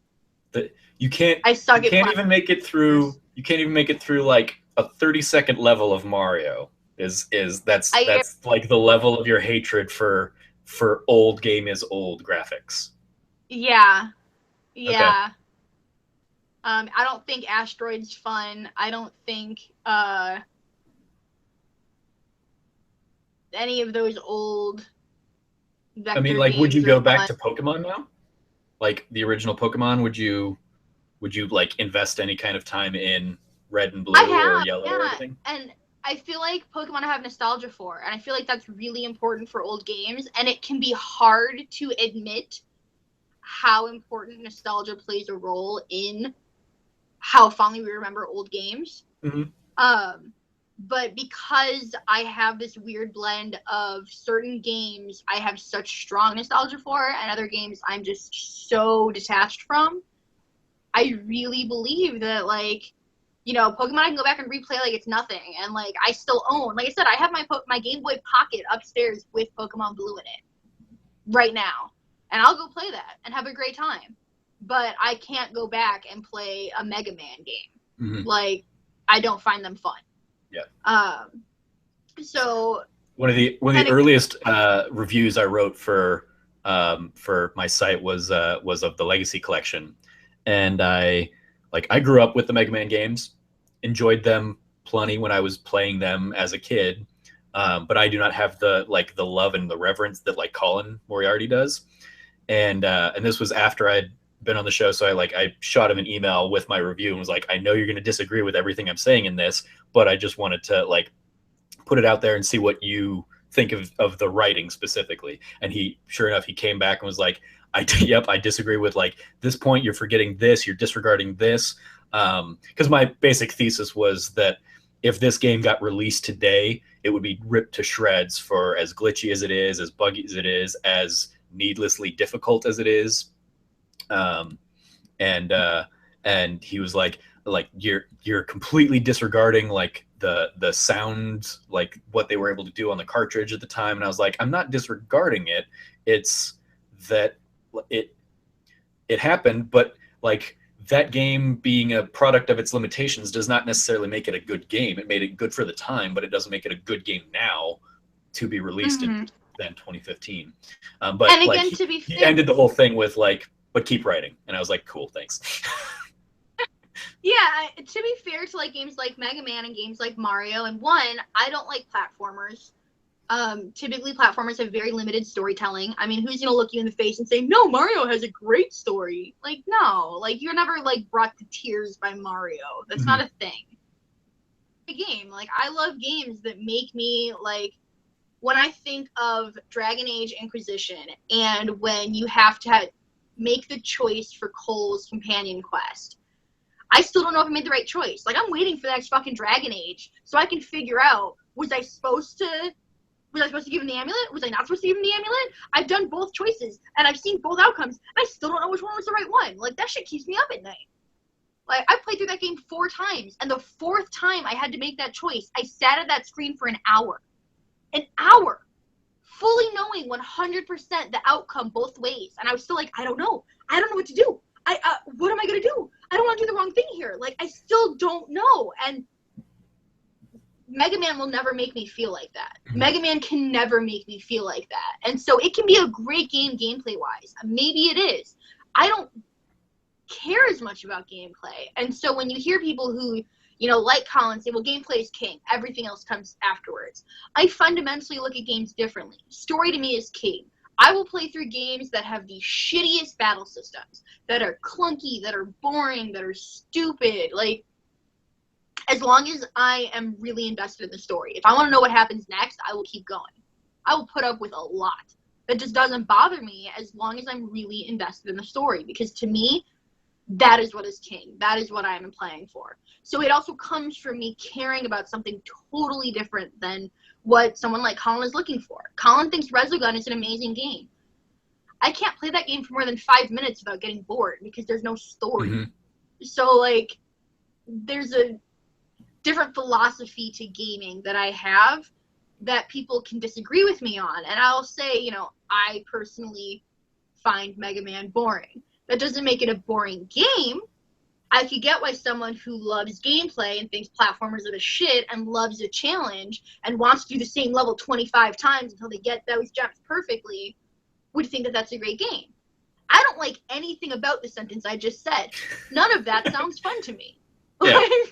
I mean, it's you have the same kind of stuff with like mostly any medium, where like, I mean, we talked about books earlier, where you could say, yeah, I like characters in books, but if it doesn't have a good story, if I don't care about the characters, I don't care what they're going through. So it's kind of bleh. Or like I mean, like movies and TV, kind of in the same vein. Or like, I mean, I know people that love horrible movies because they're shot really well, or hate like classic well-known movies because of how they were shot, because they were shot horribly or something like that. So yeah, I think you see that kind of across the board. Gaming is, because there are so many different genres encompassed and so many ways to tell a gaming story. Because I mean, like, you could talk to somebody probably like Vince Ingenito or Colin, who are kind of in that gameplay is king camp, and they would talk about gameplay being the story. They would talk about, in Mario, the story, everything you need to know about Mario you see in that first screen, where you can't go to the left, so you've only got to the right to go, and an enemy is going to come at you, and if you don't do anything, it kills you, and that tells a story. So now you need to figure out what to do with that thing. Oh, you can move to the right. Okay, you can jump over that enemy. You can jump on that enemy. All of those are telling a story. They're just not telling a narrative story in the same way that you would expect from something like a book or a TV show or a movie. It's I reply, different... you know what I say, story, don't be pedantic. Like, right. You know. Yeah, no, but that, I mean, that is a piece of the gameplay is king mentality, is the story that the mechanics of the game are telling you. Like the Metal Gear Solid 5 last year, very, very largely a missed story, but the stories that you can create in that game, doing whatever you do yourself, can be immensely more memorable than what Kojima actually like wrote for the cutscene. So it's that kind of, I think that's what that side of the argument often sees, in terms of like they're not talking about not having a story, because they have a story to tell when they're talking about those games. It's just not the narrative, and it's not somebody wrote out this script and the dialogue. And I mean, like, yeah, because the story of Mario is run right and jump. Save the princess. She's in another castle. So, yeah, I mean, but yeah, I can definitely, as somebody who came from like the theater world, and I think I touched on it when I talked about Final Fantasy VI, like that game, just like Pokemon for you, kind of opened up, oh, there is a bigger, broader way of storytelling in games.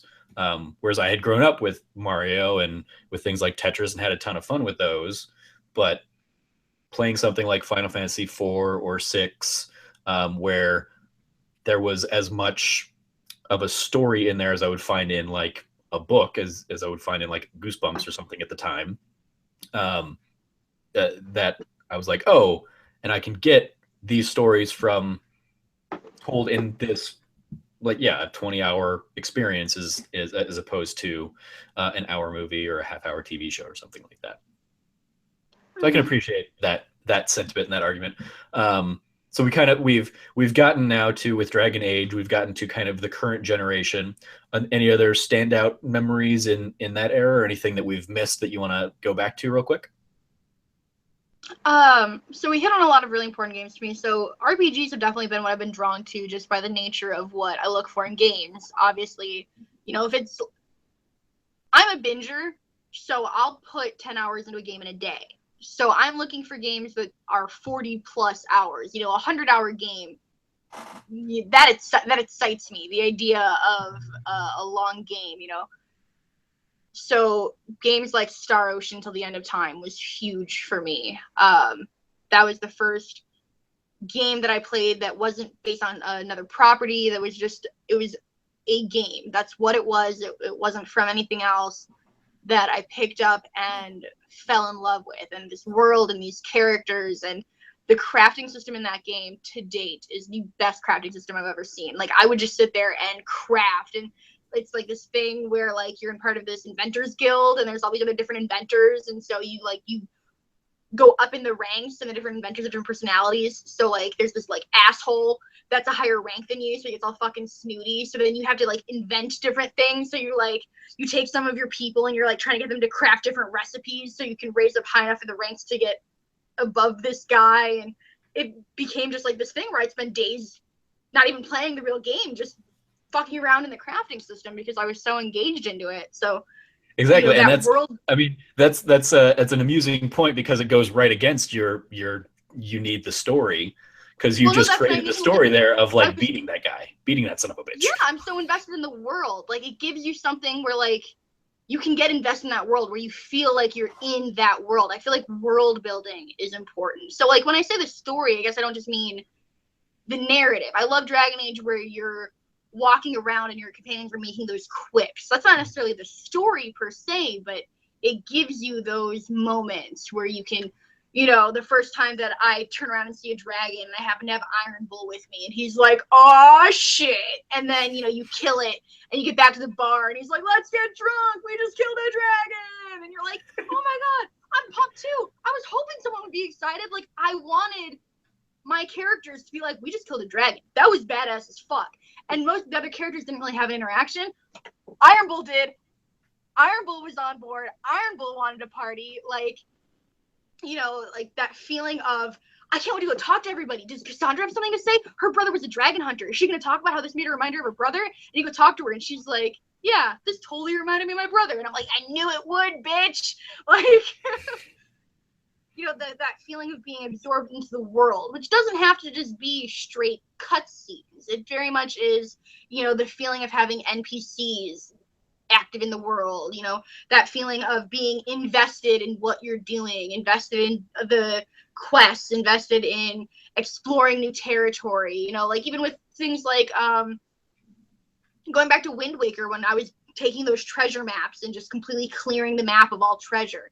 That wasn't a narrative element, but to me, that's something like, again, you don't find in a game that's just a platformer. It's that wanting to go out and explore the world. It's that wanting to go out and be in this story and to just kind of lose yourself. And to me, that's what's always been so special about books, is that you lose yourself in this world. And when the book is over, you kind of have to like wake back up to reality, and you're like, wait, where are my friends in this country I've been living in my head for the last day? And games that can do that to me, I find really special. So for me, like, that is story, like the ability to just spend hours and hours and hours lost in a guild war on an alien planet because we're both trying to create a better perfume recipe. Like, that's story to me. Like, you are invested. And that only comes with character development, and that only comes with good story. That doesn't come from good gameplay elements. So I would say that that's the same thing, because that's what I mean, if that makes sense. So I love these big, meaty games. Things like that are really special to me. I love games where, you have the party members are huge. So like Tales of Symphonia, I loved Zelos. He was my favorite character. So, spoilers for a 1,000-year-old game. When I found out he might die, I immediately had to figure out the exact right choices to make sure he stayed in my party. Because I needed him. I chose him over Kratos. I chose him 1,000 times over Kratos. I don't care. That battle was a bitch. I'm your son. Why are you attacking me? Like, come on, man. I just want Zelos to be safe. But I love that feeling of you're not just worried about your character, but when it can make you feel like that about other characters too. And that's what I think is great about RPGs. So that's really cool for me. Cool. Random, completely random, completely off topic, but I just realized as we were recording, the Cubs and the Giants are playing, and I imagine you were interested in the outcome of that game. If you wanted to know, I've got it on hand. Cubs won, so you're moving forward. Oh my God, I was up until 2 a.m. last night for them to lose. Do you understand that? Okay. I don't know if you remember. I wouldn't have brought it up if the Giants had won. I would have just completely moved on. Because I know you want the Cubs to win. 2008? Because I remember the fall of 2008. I don't care about baseball. No, I remember 2001, right after 9/11. I remember the Diamondbacks, Arizona Diamondbacks, whooping the New York Yankees, even though everybody in America wanted the Yankees to win. We won our fourth season. We won our World Series. So boom, that's the last time I really cared about baseball. We haven't won in 108 years. You think I give a shit about the Diamondbacks? It's been 108 years. 108 years. Do you know what that's like? No one knows what that's like. 4. No one knows what that's like. No one knows this struggle. No one knows this struggle. Like, I'm sitting here. I sleep with my Cubs blanket every night. Every night. I got this year. Well, it's an even year. It's an even year, and the Giants are out now. So hopefully, the trend of the last few even years of them winning can't happen. So who knows? Maybe 108th will be the time. 2008 was perfect. We had this amazing team. It was the 100-year anniversary. We were crushing it all season, and then we got 3-0 swept first round of the playoffs. I still hurt. Against who? Hurt. I think it was the LA Dodgers. It was hard. For shame. Yeah. I mean, that's when we had Soriano and Giovanni Soto and Fukudome. Like, it was a great team. I went to 4 games that year. Oh, it was amazing. All right, back to Kaylie's gaming history. Now that her mind is at peace with the Cubs moving forward. So we bonded. One of the games we bonded over was Fallout. So what about the Fallout games is the big draw for you? Is it again the story and the characters? Yeah. So I don't know if you know my history with Fallout. So I played. The best way to describe this. I'd never played a Fallout game until Fallout 4. Okay. I played Fallout. I get 3 and New Vegas Diffuse Law, which is the one where you start as a baby in the vault and then as a kid in the vault.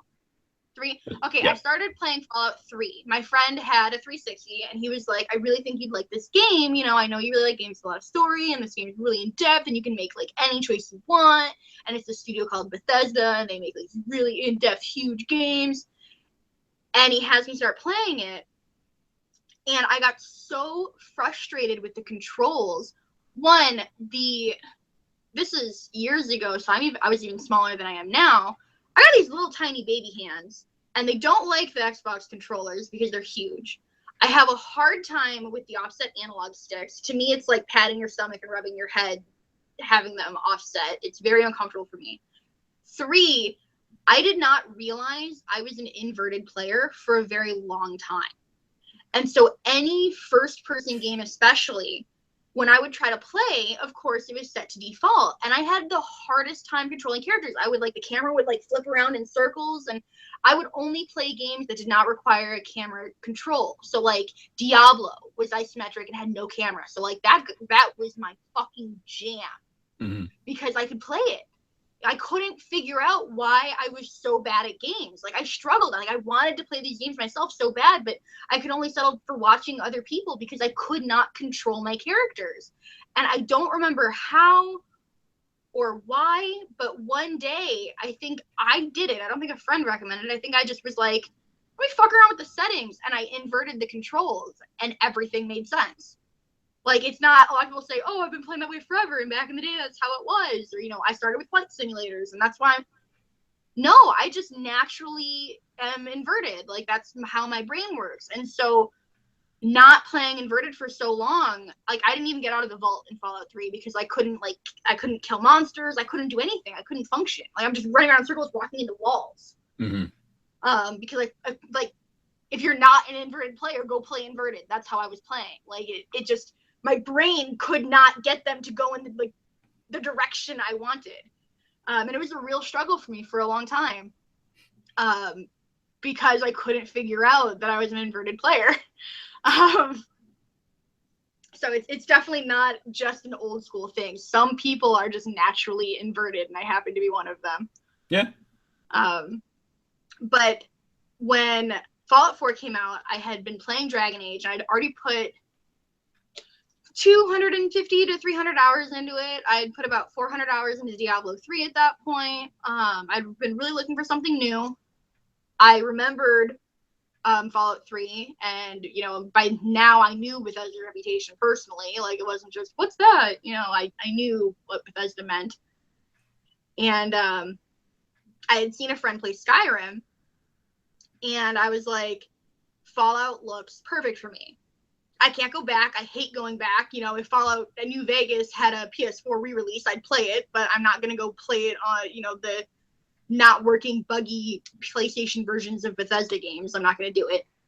So I didn't go back and play the old ones, but I was like, I'm going to play Fallout 4. Like, this is my time. This is the perfect opportunity. I've never played a first-person game before, but now I know I'm an inverted controller. Let's fucking do this. And so I got Fallout 4, and I have put so much time into that game. It's a little obscene. All of it. So what do you, like, how do you play Fallout? Do you go through the story, just kind of go, or do you get super distracted anytime, like a new side mission pops up and you go do that? I'm as distracted as humanly possible. I have not completed the storyline, so I don't actually like the choices you have for the ending for Fallout 4.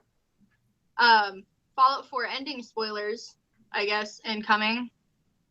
I don't like the fact that you have to kill at least 2 factions, because to me the Minutemen are good guys, the Railroad are good guys, and the Brotherhood of Steel are crazy, but my companion looks like George Clooney and I don't want to kill him. So I can't get to the point where you have to pick and destroy at least 2 factions. The only faction I want to destroy is the Institute. And I can't play the way that I want to play. So I have not gotten to that part of the game. I have gotten to the storyline up to the point where you go to the Institute, you talk to your son, and then you leave the Institute to go hang out with XJ88 or what the hell ever at the pirate base. And then I did not go meet him. I've done everything else since, and I've ignored him, and I'll never go back to the Institute. And that's where I'm stopping my storyline missions. But I have done 900 Minutemen missions. Like, I've done the repeat of every single settlement 3 times. I've done every other mission. I've done everything else, but I don't like the way that the storyline forces you to wrap up, so I haven't. But I do. I found the alien spaceship and got the gun. I do everything else. I have really intricate settlements built. With a shit ton of people at all of them, and I just explore every inch of that game. Have you gone back for the DLC that's come out? I played, I started Far Harbor, and I I'd say about a quarter through it, and I have not played Nuka World yet. I don't know if I'll go back to play Nuka World. I always said, oh, when they get mod support, then I'll go back to Fallout, and it looks like that's not really going to happen. So I don't know if I'll go back. It's happening now. It's just happening in like the normal sense. So like you won't get any like non-Bethesda assets thrown in, because I'm guessing PlayStation was like, we don't want people to be able to add anything to this game. We don't want the androids to suddenly just all be giant walking dildos or something like that. So it was like, I'm guessing that was where the big disconnect happened. No, if you create a romantic option for Deacon, I would start playing again, because the romantic options in Fallout sucked. It all sucked. And that's something that like the mod support, I believe, could do. I mean, it'd be weird. Like, probably wouldn't be able to be voiced, but yeah, he's cool. Yeah. Simple lives matter. But other than that, I've extracted so much out of Fallout, other than going through and playing the DLC, which are just like, the little chunks anyways. Yep. There's nothing really bringing me back there. So I don't know if I'll play Nuka World, because I've heard a lot of really lackluster reviews about it. If the reviews were better, I might go back and play both of them. But since it's probably only going to be Far Harbor, I don't know if I'd go back just for Far Harbor. Especially with Skyrim Remaster coming out at the end of the month. This is going to be my first Elder Scrolls game, and it's, Fallout plus Dragon Age having a baby. That sounds like my shit. Like, oh my god, that's my shit. That's gonna, you're gonna be gone for another 500 hours to that. I put 300 hours into Skyrim. But like if I go look at and that was my janky ass like on my computer Skyrim. Yeah. I did 100 hours in Dragon Age Inquisition in 8 days. So, like... I think I did too. I put a lot of time in, but I can do it very quickly. So, like, how long that really takes, we'll see. But I'm more excited for Skyrim Remaster than I am at the prospect of going back to Fallout. I mean, I played so much Fallout. I just don't know if there's anything left for me. Mm-hmm. Because I've picked that world so clean. I don't know if just Far Harbor is enough to bring me back to it, because there's so much else that we can be doing right now. Yeah, that's fair. So we'll see. Did you get into Witcher at all? Okay, so I went from Dragon Age to Witcher, and at first it was very hard for me to get into, because they're so similar and yet so different. Like, I missed that companionship.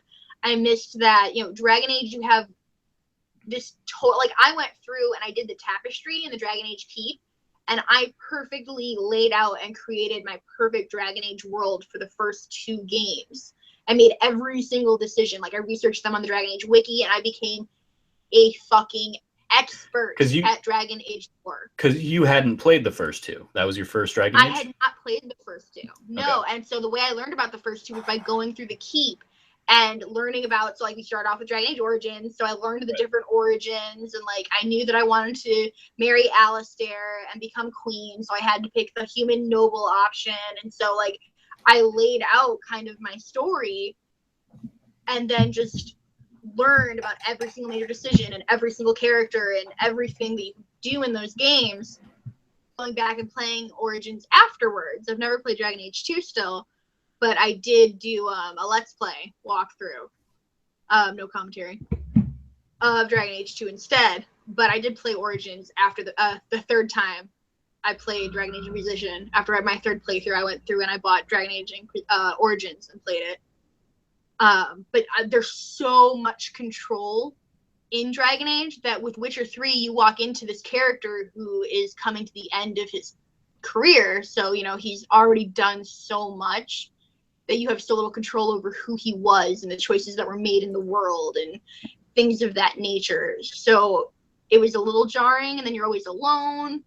So you miss kind of that companionship and that banter, and then just the way that Geralt moves, like he doesn't stop on a dime, as opposed to your Dragon Age character. And so there was a lot of things like that were just, because they're so similar, were harder, as opposed to coming from something completely different. So it took me a while, but I eventually put about 40 hours into it. Oh, probably more than that. I got through the end of Act 2. Okay, that's further than I got into it. Yeah, so because I really got into the Skellige Islands, so it was really hard for me to get into. But once I got to the Skellige Islands, I picked those quests clean. I did all of that, and then the Battle of Kaer Morhen was really cool. I did that, and then it was like right after that that I started kind of dying again. Like my interest started dying off again. Mm-hmm. And I had to fight to keep my interest. So I keep having these moments where I want to go back to it, and so I probably will now that I've been away from Dragon Age. But at the same time, like I never finished the Dragon Age DLC, like that final epilogue DLC, and I've been dying to. So last week I actually started going back to my old save and started playing Dragon Age again. Okay. If I do that, it's going to be even longer for The Witcher because I can't go right from one to the other. Mm-hmm. So I've killed like 4 dragons in one of my Dragon Age profiles. I have 1 dragon left to kill in that one. So we'll see what happens with that. But yeah, I mean, I like The Witcher. It's beautiful. I love that studio. I'm glad they did well. But there's a lot of things that I like that game doesn't have. And so like that character customization. And again, like I'm getting used to playing as a girl. It is really nice. And it's kind of hard to describe, especially to boys, which kind of is a cop-out answer, but especially to boys, it's kind of hard to describe what it's like playing as a female character. And it's especially hard to describe the feeling of, like, I was getting used to getting to play as, like, you know, a me, and then having to go back to a boy character. Like, it is a little sad for me to feel like, oh, no, I'm back to just playing as this rugged white guy. So that always is a little hard after I've been, like, spoiled with this equality for so long. Yeah, so that's also a struggle. Because in Dragon Age, I could be, you know, my character's name was Kaylie, and it was a chick, and, you know, I could flirt with men. And now in The Witcher, I have these bitches throwing their vaginas at me all the time, and I'm like, no. If I was a guy, this would probably be cool. Look, boobies. Can I get some dick in here? Like, come on. But, whatever. Makes sense. So that's also hard. Okay. Any last? So we've touched on the games you played, and you touched briefly on an ex-boyfriend got you into Beyond and got you kind of more into where you're at now in kind of following the industry and stuff. So when did how did that kind of trajectory go? Because, you know, obviously we know each other through the Kind of Funny community and having met at online or at events now. So what got you from kind of there and getting introduced to something like Beyond through to modern day? Yeah, so a couple things kind of coalescing at once. So I was dating a guy who loved Beyond when it was Colin, Greg, Goldfarb, and Clements. That era. And he would listen to them all the time. And I was not a podcaster. I was not a person who listened to podcasts. I didn't listen to talk radio. I didn't listen to talk shows.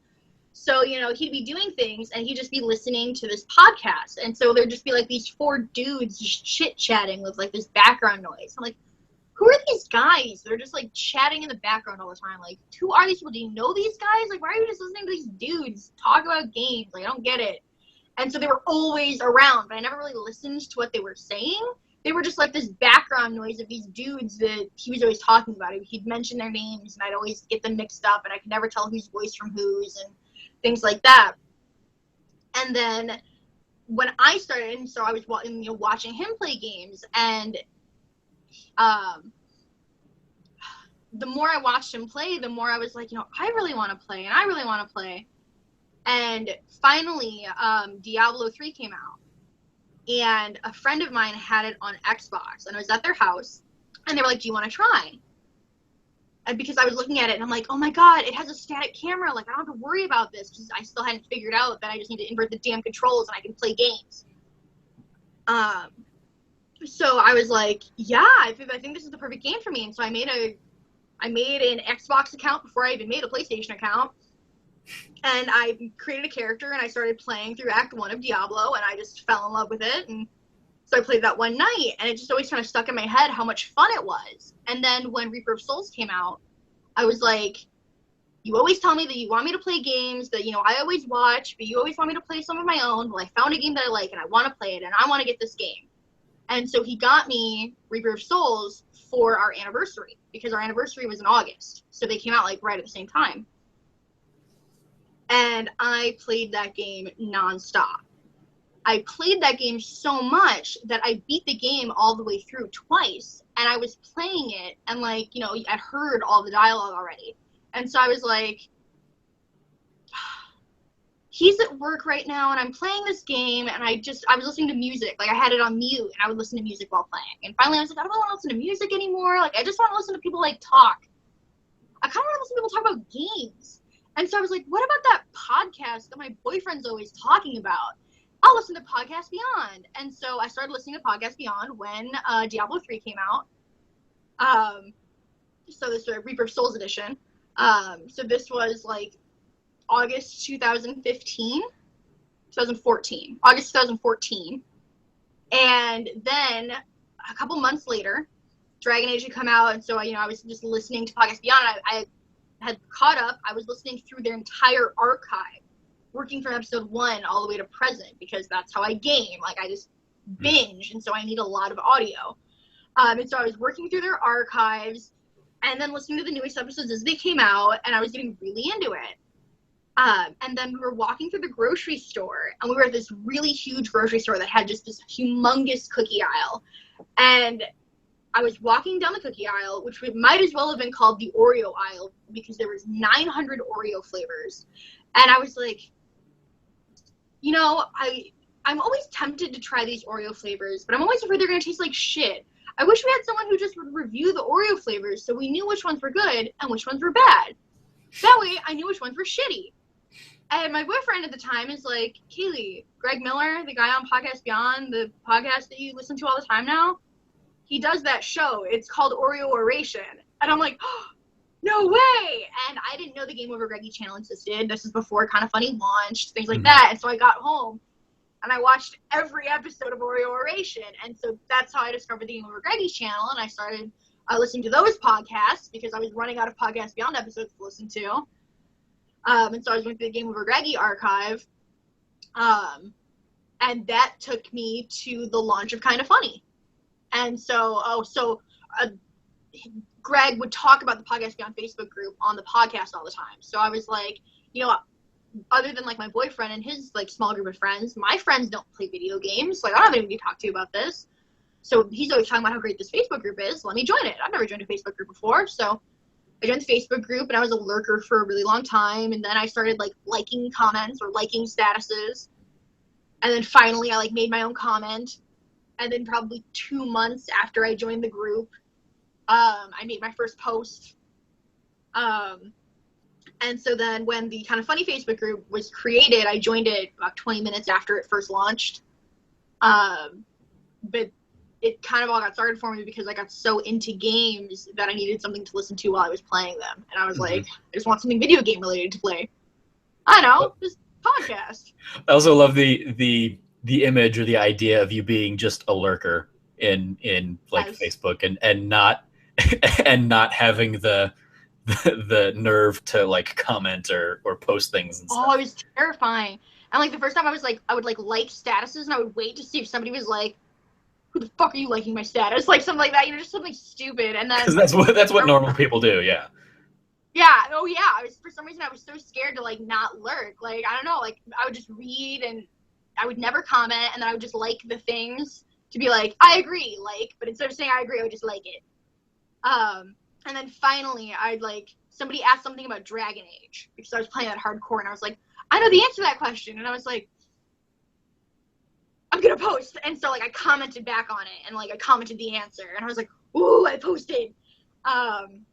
And then I can't remember what my first post was, but I finally, like, got up the nerve after, like, literally months of being in this group. Months. I finally got up the nerve to post something. and it was just all, positive feedback and things like that. And so I was like, oh, they're not gonna, push me down and take my lunch money. Like, that wouldn't come till later. Oh yeah, lull me into a false sense of security and then beat me upside the head. And then here's the real internet. Yeah. Oh god. But yeah, that's how it got started. So basically, Diablo on Xbox. There you go. Everyone has a journey.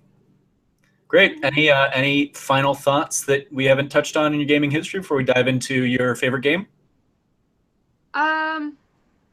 No, I mean, it's kind of weird and sporadic, but that's kind of been my gaming history. Like, it's just been this weird amalgamation of, I've always been drawn to and fascinated by this world, but I've always struggled with whether or not it was something, one, that I was allowed to be a part of, and two, if it was something that I could be a part of. And so I have always played with and kind of toyed with and flirted with gaming. And then when I became an adult, finally I could be like, I'm an adult. I can do whatever the fuck I want. I'm gonna play video games. And so I'm almost a late bloomer, but at the same time I have very strong memories throughout my life of video games. So it's a really weird blend.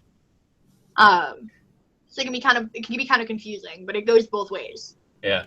Does it for that boyfriend, does it make him feel weird that you've kind of like supplanted him in terms of like how you follow the industry or how you follow, especially like Greg and Colin, as he was the one that got you into them? I'm certain. He was never, he's definitely more of a shy, quiet guy to begin with. So he was never one to be active in a community. He wasn't one who was clamoring to go join the Facebook group or anything like that. He was a listener, not a participant.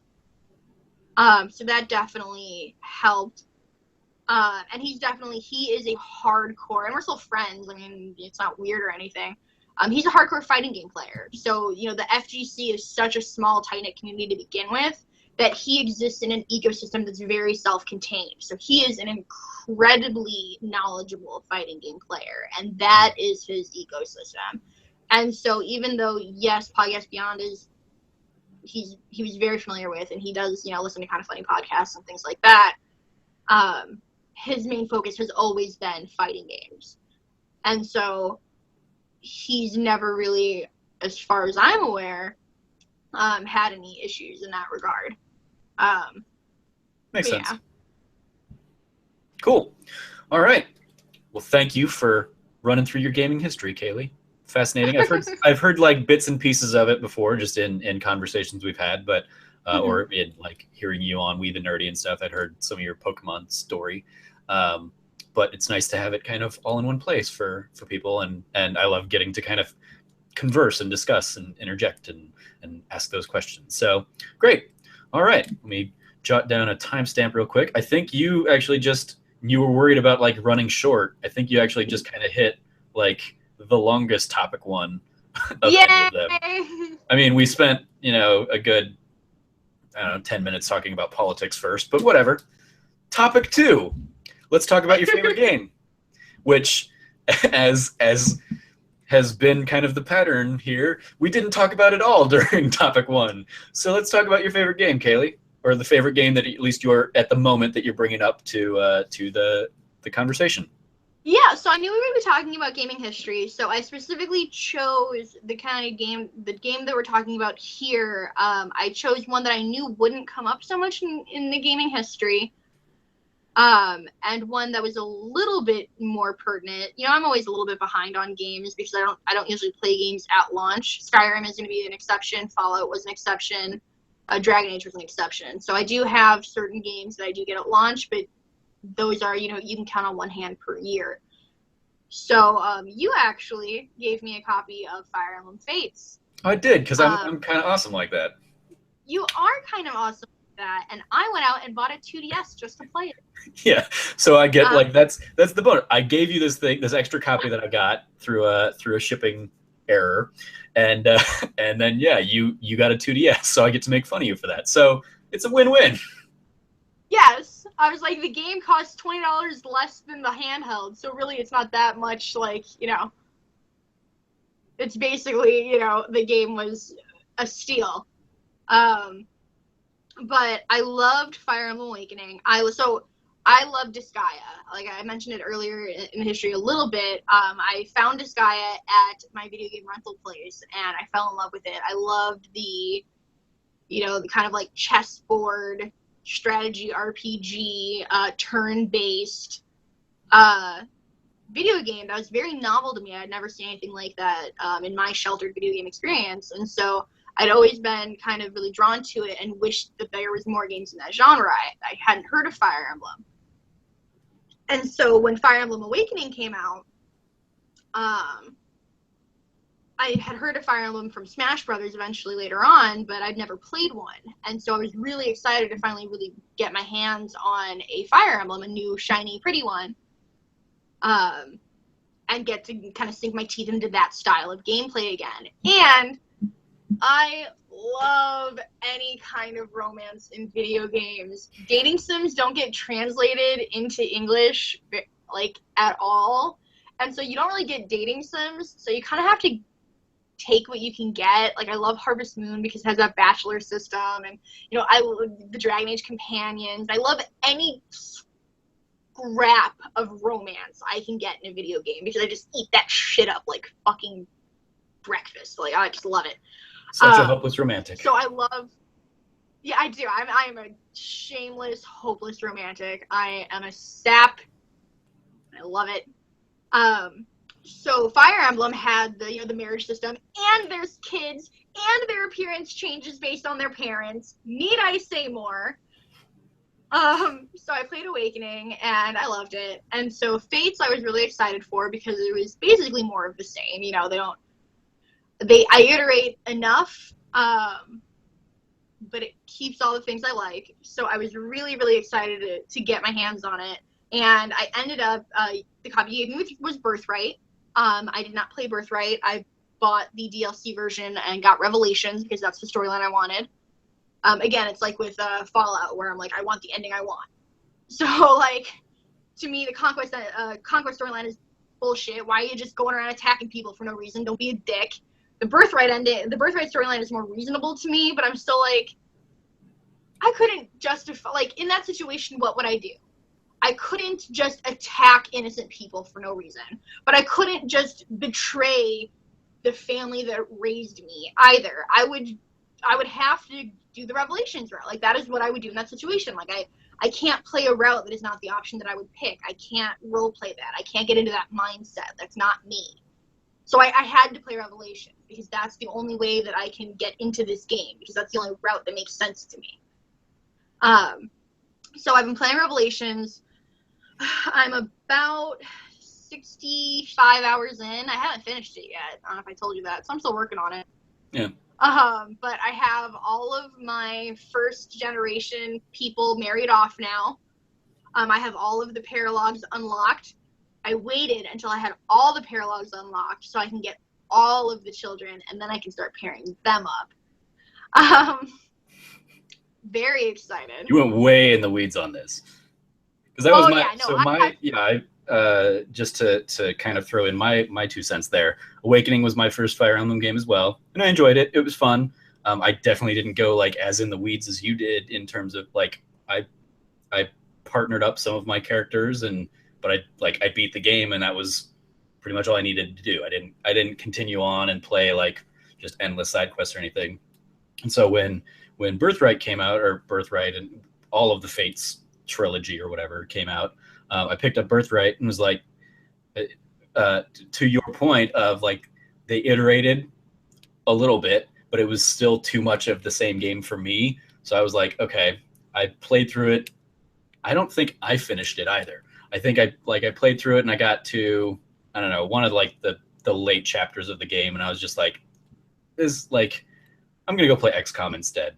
Like, you get that tactical experience. I wasn't connecting to any to like any of the characters. I was just kind of like skipping through any kind of dialogue things and the cutscenes and stuff. And I was just like, yeah, this just isn't. It isn't ringing my bells, and it's just too similar to the last game to warrant really me investing in like the game of it. So, yeah, so I ended up walking away from it, and then like because I left I lost my original 3DS on a plane when I went to Let's Play Live in LA. I just left it on the plane there in California, and just didn't realize it until I got home a few days later that oops, yep, no. I definitely didn't pull it out of the seat back pocket. So oops, there goes my 3DS and like copy of Pokemon X in it or something like that. But I would like Fire Emblem was like the thing I'd actually most recently been playing. I brought Pokemon along for the trip in case I was gonna play on the trip.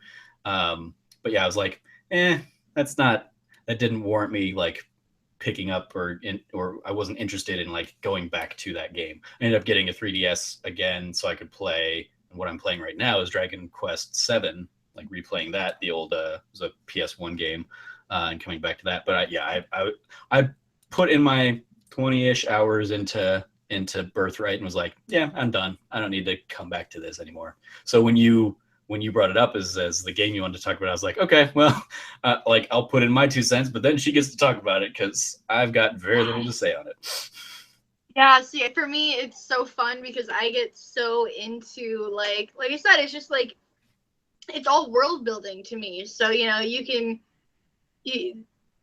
storyline means so many different things to me, and so for me, it's all like I look at these different pairings and like I have Excel spreadsheets of like different couplings that I want, and like I'll do like their like C and B supports and see if I like where they're going and if there's like a chemistry that I see there. And like I have these really interesting pairs, like Perry and Keaton, and I have like a bunch of like the royalty from the 2 different kingdoms intermarrying and stuff like that, and to like kind of like strengthen the bonds of the kingdoms. And so I just kind of imagine like I have Takumi and Elise married, and so like all of these things, or like I don't remember any of these characters.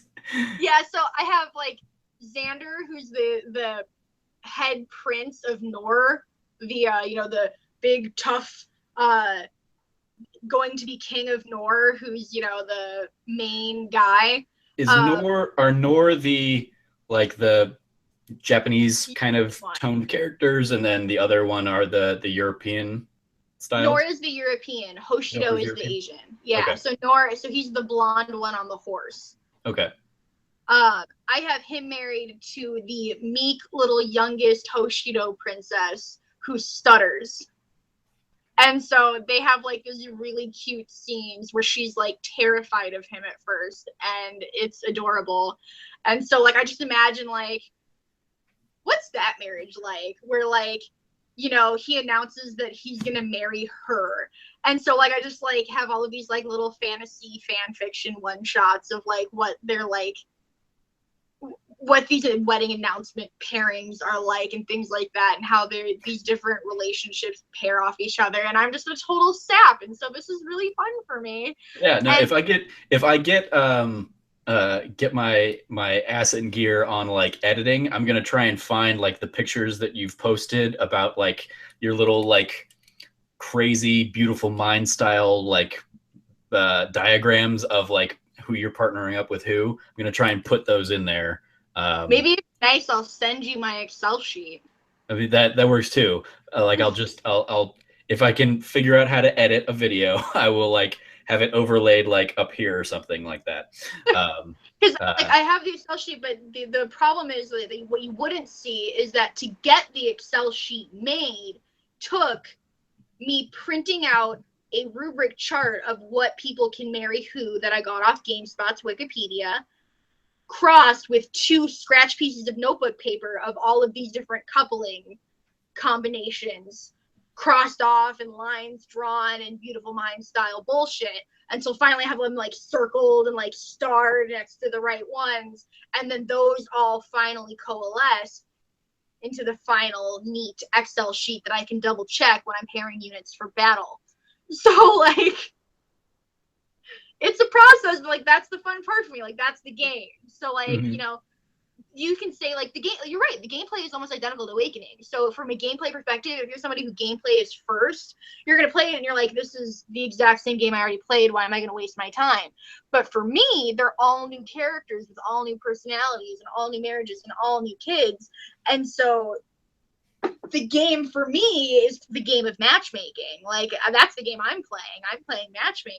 And so this is super fun for me. And it's totally different than the last game. So it's again, that totally different perspective on it will change the game for you. And so I do think that I'm coming from a little bit different place there. And I get a lot more out of it than someone else would going in for something different. Mm-hmm. And remind me how it, because in Fire Emblem Awakening, the conceit of why you could have like your kids fighting alongside you was like they came back in time, right? It makes no sense in this game. It makes no fucking sense. Right. So basically, it's like you go into like a mystical world or something where they grow up and then come out of that rift. So basically, because there's so much unrest and there's these like invisible enemies out, when they have children, they put them in these like pocket dimensions to keep them safe, and so that they can grow up without the fear of this invisible army getting them. But time moves more quickly in the pocket dimensions, so they grow up much more quickly relative to the universe that you're playing in. So they drop off their kid at daycare and then pick them up and they're 8 years older. So, right. It makes a lot less sense than an Awakening. I mean, it's just like Pokemon daycare. I think you hit on it right there. It's you walk around and they level up, but it all happens immediately. In Awakening, it makes more sense because time travel plays a very important role to the plot, so you can get away with having these adult children. In the Fates games, I felt it made a lot less sense. Yeah, no, they should have gone. They realized everybody loved that mechanic, and so they gave the barest of bare bones reasons to bring that mechanic back. I mean, they've done it before with like Genealogy of the Holy War, where they had the 2 generations, but it was literally 2 generations where like there was a time jump and then people grew up. And so going forward, I don't think they can use that same trick a third time. I think they would have to go back to that type of, time jump, which is tricky because then you usually have to like replace your main character and things like that, which can be tricky narratively. But I do feel like it was a lot more heavy-handed in that respect, with the way that was handled, because it was very much like there was like, as soon as your first couple S-links, there's this cutscene where it's like, and then they threw their baby in a cave, and when it popped out, it was an adult because reasons. And I'm like, yeah, that seems pretty like you guys are shitty parents if you're just leaving your kids to grow up in caves. Like, this is weird. So when you play Fire Emblem, am I correct in assuming that you play like the casual mode, so your characters can't deal with permadeath? I play casual Phoenix, the easiest of the easy, where if they die, they come back to life the next turn. Because I don't give a fuck. I didn't realize what the Phoenix was there. Phoenix. Yeah, I would play. I played casual, but it was like if they die, then I just need to be better in the combat. I don't think I even knew that like that was an option of like, oh, you can bring them back the very next turn. It's only available. It wasn't an option in Awakening. It's new to this game and it's dope. Like, I don't even have to try. As long as one character survives the round, the next round all your characters come back to life with full health. Nice. So this game is entirely about you getting your characters and getting them to bone. Oh, exactly. Oh yeah. No, this is matchmaking the game for me. It's fantastic. I love every moment of it. And it's totally up to you how you play. But I'm the kind of person that, like, Persona Q, I like fucking freaked out when I got to the difficulty setting, and it was like easy, very easy, and I was like, there's a very easy? I fucking love very easy. That's an option? Yes. Is there an easier than very easy? Sign me up. Look, I just want to feel like a god when I play. I want to feel like the most powerful fucking wizard. Like, I just love that feeling of being unstoppable. Like, nothing can touch me. I don't have to worry about death. I just love feeling unstoppable in video games. Like, I don't like difficulty. I don't like dying a lot in games. I'm shitty in real life. Just let me be all powerful in video games. There you go. Like, video that's game. what I... Yeah, there's no shame in my game. Nice. So so in terms of like the story of Fire Emblem outside of all the matchmaking stuff, did you get invested in, you said that you needed to play the Revelations version of it because Birthright and Conquest go their different routes that you didn't want to be a part of. But like, were you like, did you get attached to like because that's you've got like your birth family, and then you've got your like adopted family, and it's basically about like which side are you going to be allegiant to, and then Revelation, which one, like what was that, and like what is the choice you make in Revelation? Is that you don't fight? In Revelation, it stops at the same place that you make, where basically your two oldest brothers are like, come back to Nor, or fight with us in Hoshido. And in Revelation, you're like, no, I'm not picking. Like, you guys need to stop fighting. There's no reason we should be fighting. This is ridiculous. Something is clearly going on. I'm not fighting anyone. And at first, both the older brothers are like, oh, well, if you're not with me, you must be against me. So you're just an enemy of everybody. But one of your siblings from each side is like, I don't know, Kaylie sounds pretty sensible, and like goes with you. And then slowly, the nice thing about Revelations is you get every character from both sides, so you play with the entire roster.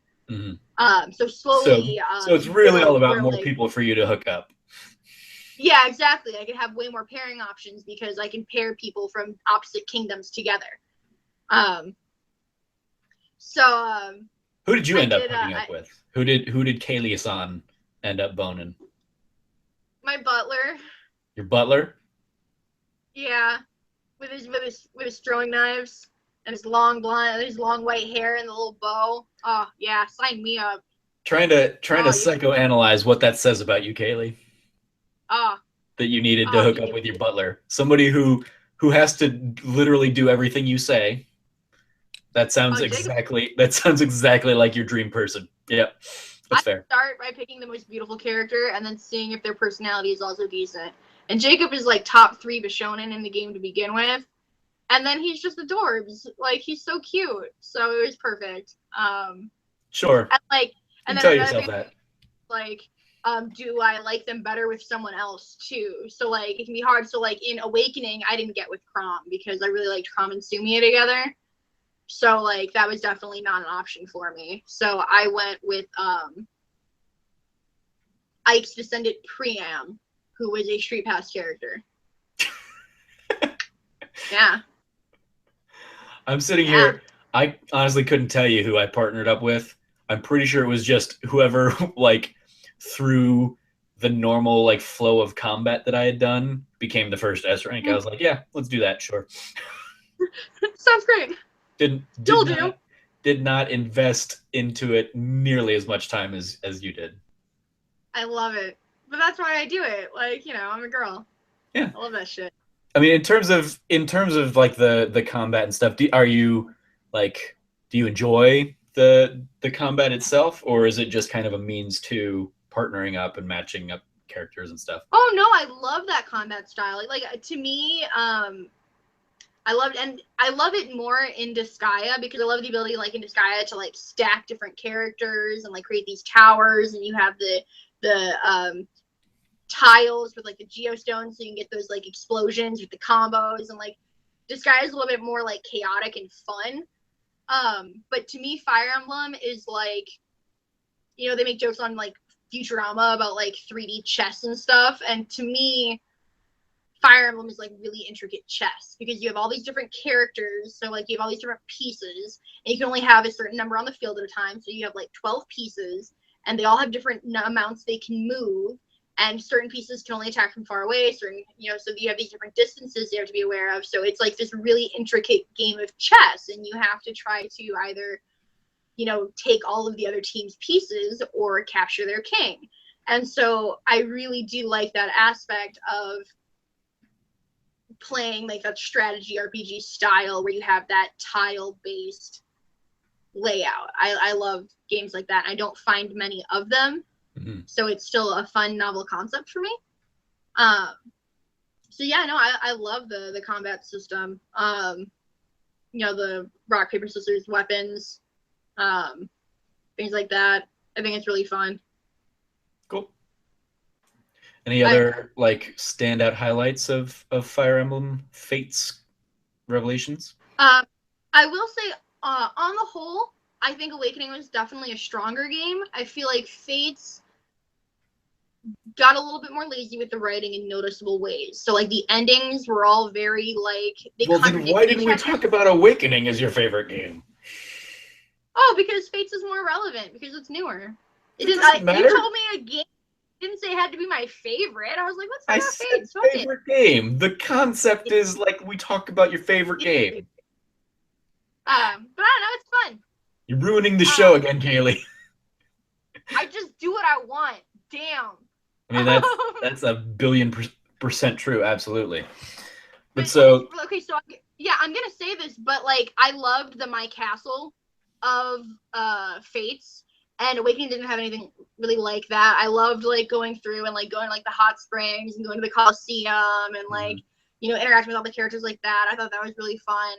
I got annoyed because I don't know if I missed a tutorial or something, but I didn't know you could like build out your castle for like 10 chapters. I played through 10 chapters with like the same basic stuff that was there, and I was like, what? Like, I feel like I should have gotten more things by now. And then I eventually like accidentally hit a button where I was like, oh, that's how I get more things and how I can add stuff to it. It's perfect because you have to talk to your butler, who's my boyfriend. So of course I wanted to talk to my boyfriend. So I run up to Jacob and I'm like, hey Jacob, and he's like, you want to build a statue? And I'm like, hell yeah, I want to build a statue. And so like I have all my statues built so that the people that are paired up with S ranks are all facing each other. All over the courtyard, they're like their statues are paired up too. It's really fucking cute.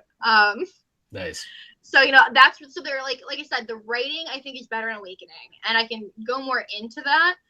But I had more fun with Fates. I did. So it is hard. So like I think objectively, Awakening is a better game. Like if you really think about it, and if I had to defend them. I would probably, like, if you asked me to be in a debate and which side did I want to be on, I'd probably want to be on the side of defending that Awakening is a better game. But I've had a great time with Fates. It's been this perfect game to even just, like, turn the sound off when there's no cutscenes and just listen to podcasts and play. Yeah. And there's not a lot of games I can really do that with. Well, not the story-driven games that you love, no. Exactly. And so like when there's a cutscene, I can pause my podcast and listen to it. But I love story-driven games, but I want to listen to podcasts. And so it's this weird kind of oxymoronic passion coming together where I'm like, fuck, I want to like listen, I want to play this game, but I don't want to have to be able to need sound. And so Fire Emblem has fit me so perfectly for what I'm looking for. That I love it. And so Awakening was probably a stronger entry in the series, and I feel like whatever they do next, hopefully it takes the things about Fates that I liked. I did really like that cast system and the building it up and things like that, and it had a much larger roster, and I really think that its storyline was a little bit more interesting because Fire Emblem Awakening's storyline was a little bit more of that cliche, kind of like what we were talking about earlier, Final Fantasy, like gather the stones, you're the chosen one, everything's better kind of thing, with like that barely twist about you as the main character. So it's kind of hard to say, but I really have enjoyed my time with Fates, and it's definitely something that I'm going to finish. It's just something so great to like pick up and chip away at every so often. And Persona 4 Golden was something that I always played at cons. Like Golden was such a perfect game to be like, okay, I'm at the airport, let's play. Okay, I'm in line for this panel that doesn't start for another hour, let me play some Golden. And I really think that's what Fates is going to be now. That's what I played at PAX West. I pulled out Fates and was playing it. And so that's really what I see going on from here on out with it. And It's just been great. Makes sense. And yeah, like I mean, I totally get the like game A is objectively better, but game B was more fun for me, so my favorite is going to be game B. That's what I did with my like Fallout 4 was my game of the year last year, whereas I could objectively say that Metal Gear Solid 5 and Witcher probably better games, And I could gladly argue for why those are better games over Fallout 4. But Fallout 4 was like the most Trevor game of last year, so that was the game I went with for my game of the year. So yeah, For sure. I can appreciate that sentiment. So I'll give you the pass there, and we don't need to rehash and I don't need to like scrap the last 20 minutes and then say, well, actually, we're going to talk about Fire Emblem Awakening because that's her real favorite game. So cool. Anything else you want to kind of like wrap up with, or are we good to move on to the next topic? Let's go for it. All right. Topic 3, the getting to know you topic. And you were a little panicked about this one because, I will like to give you like a pass on this one as well. Like everybody comes to me when I ask them to be on the show, they're like, I don't know what I want to talk about for like my non-gaming thing, because that's how we all know each other, is through gaming. So we all think of each other we all think of ourselves as like, there's nothing interesting about me. I have nothing else to talk about. We can only talk about gaming. And so like everybody's kind of been like, I don't know what I want to talk about for that. So I'm literally sitting here like, can I talk about Otome games? Does that count as games? I have no life outside of games. Oh God. I mean, like, and that's the thing. Like, Alex did the same thing. Cameron did something, and Frank did something. Oh, so I guess you are, yeah. Episode 4. That's what because I'm thinking about my first episode as like episode 1. I was like, no, I did that episode 0. Sorry, my own train of thought there. But so everybody kind of came back at me and was like, I don't know what to talk about in this. And for everyone, I kind of was like, well, here's something I know about you that I'm interested in, like getting to know more about. Is that something you'd be fine talking about? And so everybody, like, for any future guests, like, just breathe and let's talk about something that you're interested in.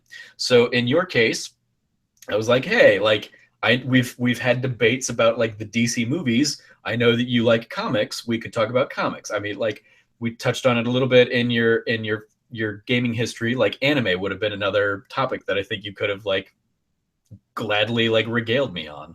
But so we kind of landed on comics. And if I don't know if you want to stick specifically to DC, or if you just want to talk comics in general. But so tell me about your passion and love for comics and what got you into comics, and like what comics mean now.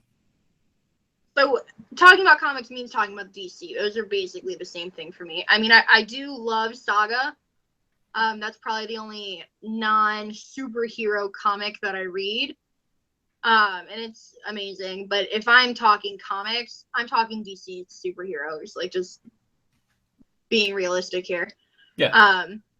And that's another thing that I've always kind of had this passion for, that I've always been like, but I can't really like that. Like, that's not something that I'm really like allowed to like, you know? Mm-hmm. And so it's this thing where whenever I had the chance to be near it, I've always been so drawn to it and captivated by it, but at the same time, never wanted to get close to. So like, you know, I grew up with like the Bruce Timmverse being this huge thing. So, you know, Batman the Animated Series was, you know, all the rage when I was a child. And then you had Justice League and Justice League Unlimited, and then you had the Teen Titans animated series becoming really popular when I was a preteen. And so oh yeah, we completely missed Teen Titans in your gaming history. I even thought about it and making a crack about your obsession with Teen Titans on your mobile.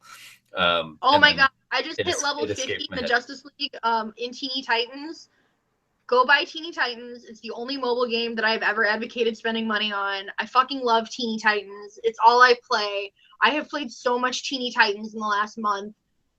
Like, I'm level 50 in the Justice League, and I don't know if anybody who's played that game doesn't know what that means. That means that I've put dozens of hours into this game. Like, just so much time. I just play with these little goddamn virtual minifigs all day. They're so fun. Good story there in Teeny Titans.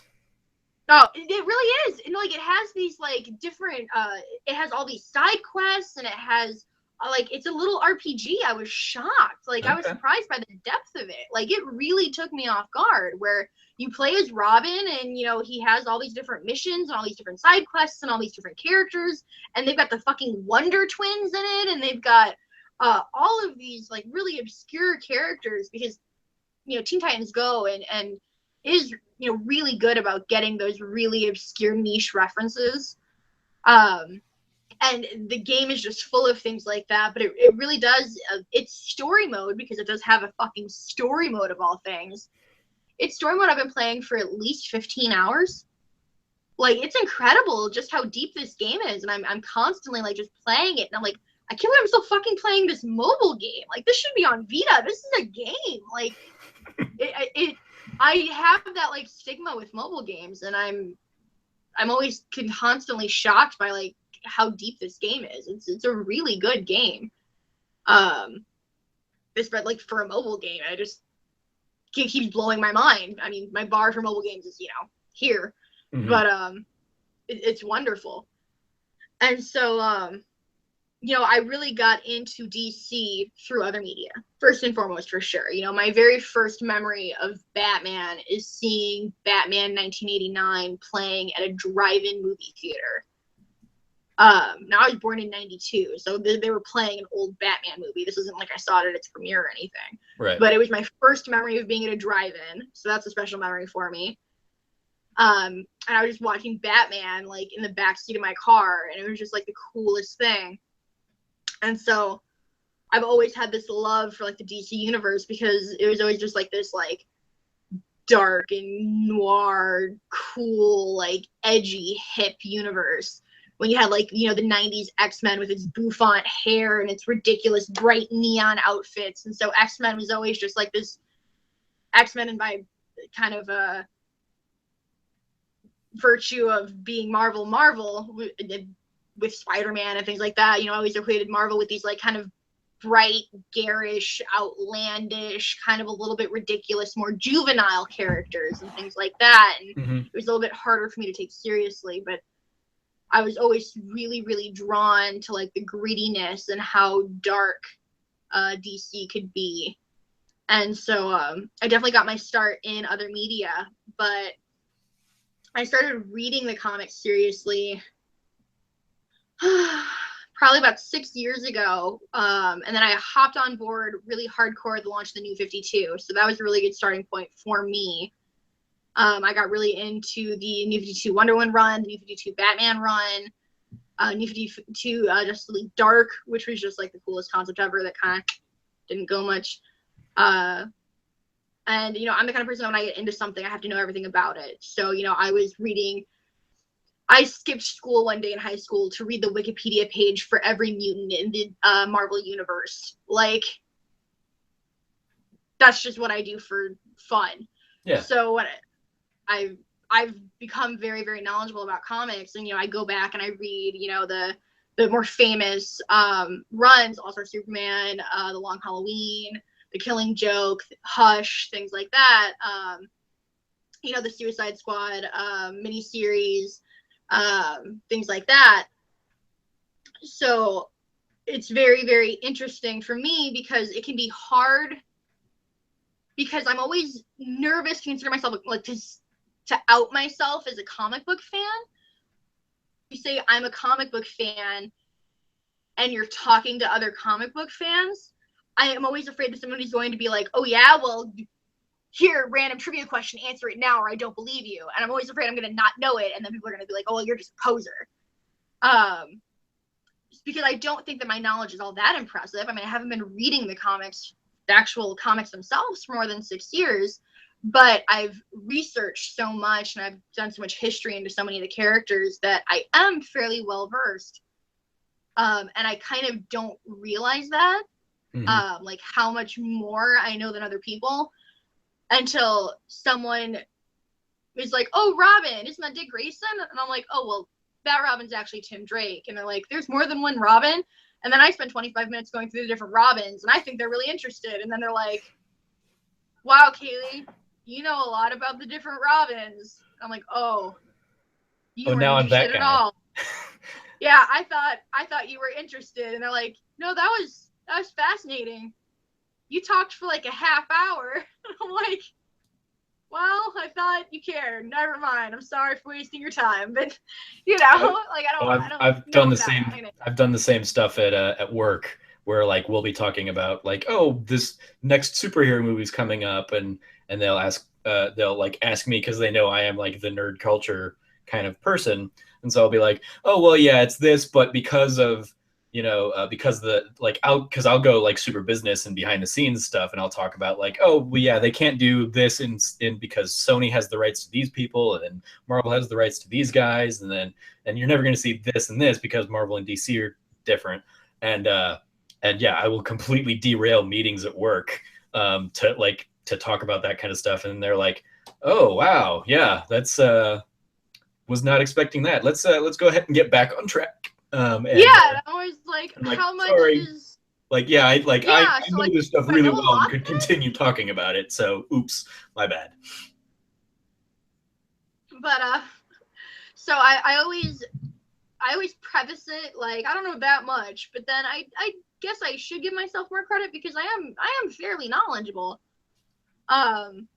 Because I love a good story, and I hate endings, and I hate getting to the end of a story. I love reading series of books. I love things like that. And what better than comics that have been going on for, 50 consecutive years, things of that nature, to where you have these never ending sources of stories to pull from. And so I love it as a medium, as you have these decades of the same character, and I think it's fascinating. And so, like, me personally, I've always been a DC fangirl, and I'm unabashed and terrible, and I can't help myself. It's terrible. I should probably be ashamed, but whatever. Yeah, it's fine. I love. So in the DC realm, you like reading the comics now. Do you watch the CW shows? I know we've talked about the movies and stuff. Do you watch the shows? Do you watch Gotham or any of the CW stuff, or you just kind of leave that to its own medium? I watched the first 2 seasons of Gotham. I need to watch the third one. I like Gotham. I think it's really interesting. I think they do a lot of really fun stuff. I kind of try to just take it for what it is, and I kind of, I don't like things that get picked on. So whenever somebody when it got so much shit talk, I'm always like, hey, let me give it a chance. And so I kind of watch it wanting to like it, and I'm easy to please, and so it's very hard for me not to like something to begin with. So like if I watch something and go, I did not like, I didn't like that movie, that means something, because it's hard for me to not like a movie. I like some shitty movies. Like, oh, I know. Like, I know. Like, I love the Penguin in Gotham. I think he is fantastic. The Penguin that they have in Gotham is one of the best versions of the Penguin that I've ever seen. Yeah, I would agree with that.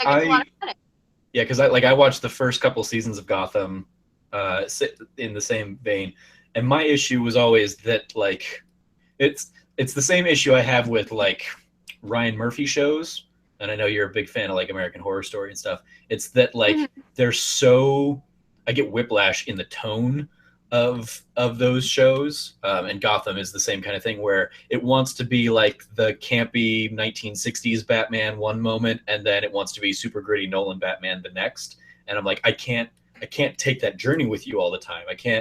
We can't have this moment where like you're having funny little like jokes in a song thing, and then you throw somebody off a building. That's too like you need to pick to one of those things for me. That's my big frustration with Gotham, and kind of why I don't stick with that one as much as I have other shows, for example. Because I think that Gotham, as a city, not as a show, I think that Gotham has to be dark.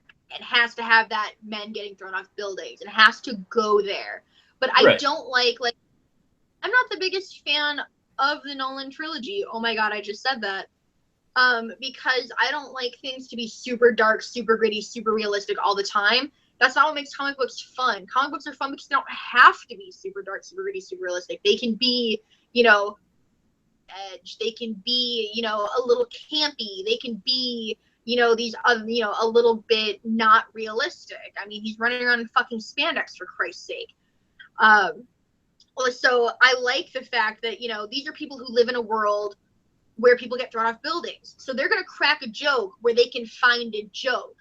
Yeah, it's an inappropriate time, but this is their everyday lives, and these cops would go insane and blow their brains out if they didn't take those moments of levity where they could find. Yeah, and I don't mean, sorry, I don't mean like the characters cracking No, wise. It's something like that. Like but like, the Bullock character, I love in that, and the actor who plays him, I loved it. It's like the writers thinking, oh, I'm gonna have this really funny moment, and then the punchline of this moment is like somebody just like goes flying off a building, and now we're supposed to take things seriously, and I'm like, that's a large leap to make. In the same way that like I couldn't, that's like I couldn't deal with like Glee singing fluffy stuff and then trying to address like issues of rape and stuff. I'm like, that is not like, that's absolutely a thing that should be addressed, but I don't think you guys are the ones to address it. Was my like that's what I'm talking about. Like I a have a lot of disconnect problems between with Glee in a lot of areas like that too. So I kind of get what you're saying, but I don't know. I like the fact that, because if it was all camp, it would be too much. But if it was all serious, I would get bogged down on how serious it is. So I do like that. Like, you know, here's a jovial moment of humor, and then it's like, and now it's back to fucking reality because Gotham is hell. Did you forget it was hell? Did the writers let you forget it was hell for a second? Well, this place fucking sucks. So just that snap back to, you know, Balloon Man just dropped someone off a building, or, you know, floated away and they popped and came crashing back down. And so I think that crashing back down to reality and that jarring juxtaposition of, you know, we're all campy having fun making cop jokes and eating donuts, and then Joker comes in and, you know, does something ridiculous. You know, I have to imagine that's what it's like in Gotham, you know, like that has to be that jarring, where it's like a little girl's birthday party, and then all of a sudden, like, you know, our robbers run through and knock over her cake, and then, you know, her dad's dead. And that, like, her dad's dead now forever, and that's like her reality. And so, like, because Gotham is such a fucked up juxtaposition of wealth and prosperity and extravagance mixed with this type of crime that doesn't even exist in reality, it's so absurdly dark. It is a little ridiculous, and tonally it is a little all over the place, but I think that's what Gotham is, like, as a city, not as a show. That's a little confusing to talk about, but I see what you're saying. I do. Yeah. And I mean, I definitely have a better appreciation for the juxtaposition given your response. And that just reminded me, I wanted to ask this back in gaming history, given your focus and love of like story-based games, like the Telltale games. Like, are you playing the Telltale Batman? I'm not playing until all of the episodes are out. Okay. I can't wait. I'm not that kind of person. You know, yeah. you need to binge it. I totally out. get that. That's for the most part. Be... I'm the same way on the Telltale games. I've been like playing this one through episodically, but like a lot of times in the past, I'll start one, and I'll be like, okay, yeah, I'm gonna come back to this once everything is done. So I get that. I will be interested in connecting with you once that's done to see your take on Telltale's Batman. For sure. Yeah. Because it's definitely the moment it got announced, I was super excited for it. But the moment it got announced, I was like, I will play that once all of the episodes are out, and not a moment before. There you go. Absolutely. So that's definitely always been my intention with it, and I cannot wait. I hope that they stick to their release schedule and everything comes out on time, and I can play it relatively quickly, because I will play through all of those episodes in like one day. Yeah. So so we've touched on Gotham a little bit. Do you the other kind of the big example, especially now as it's in like launch week on the CW, are the CW shows? Do you watch them at all? Yeah. So one of my favorite superheroes is Green Arrow. One of my first tattoos was my Black Canary tattoo, and a lot of people didn't know who she was. I got a lot of shit from people because they were like, "Oh, you mean you like that rip-off Batman?" And I was like, you know, I love the hard part is I always loved Green Arrow because he was who Bruce Wayne pretended to be. He is a billionaire playboy. Like, that's not an act. You know, Bruce Wayne does it and it's an act. No, Ollie really is a joking, jovial, cheats on his super hot blonde wife and has a kid out of wedlock, you know, fucking, you know, guy. He is who Bruce Wayne pretends to be. He does have that lightheartedness, and Bruce can be so dark and so brooding, and it can kind of suck the fun out of it. you have Ollie being so lighthearted and funny with his, punching bag, boxing glove arrow, and all his tricks and stuff like that. That he's the one who had the first HIV positive sidekick, with Mia Dearden's Speedy. She was a former prostitute, and he could handle that storyline because he has the lightheartedness to balance that out. While Bruce is so dark that he needs added light. And so I've always loved Green Arrow. And so when Arrow was announced, I was like, Green Arrow? Green Arrow's getting some love? Oh my God, yes. And then they made Batman the TV show, and it wasn't my Ollie. And so Arrow, I really struggled with. I was going to say, you've described a very different character than you see in Arrow. Exactly. I mean, the Oliver Queen that they have is basically Bruce Wayne. And so that was hard for me. And then I love Black Canary, and I love Katie Cassidy. And so I hate it when a show kills a character and brings them back multiple times. I thought there was absolutely no reason to create fucking White Canary. I thought that was stupid. I thought that they made so many poor choices, especially in the third season. I thought that breaking up Felicity and the Atom just fucking ruined everything. And her and Ollie getting together was like bad fan fiction.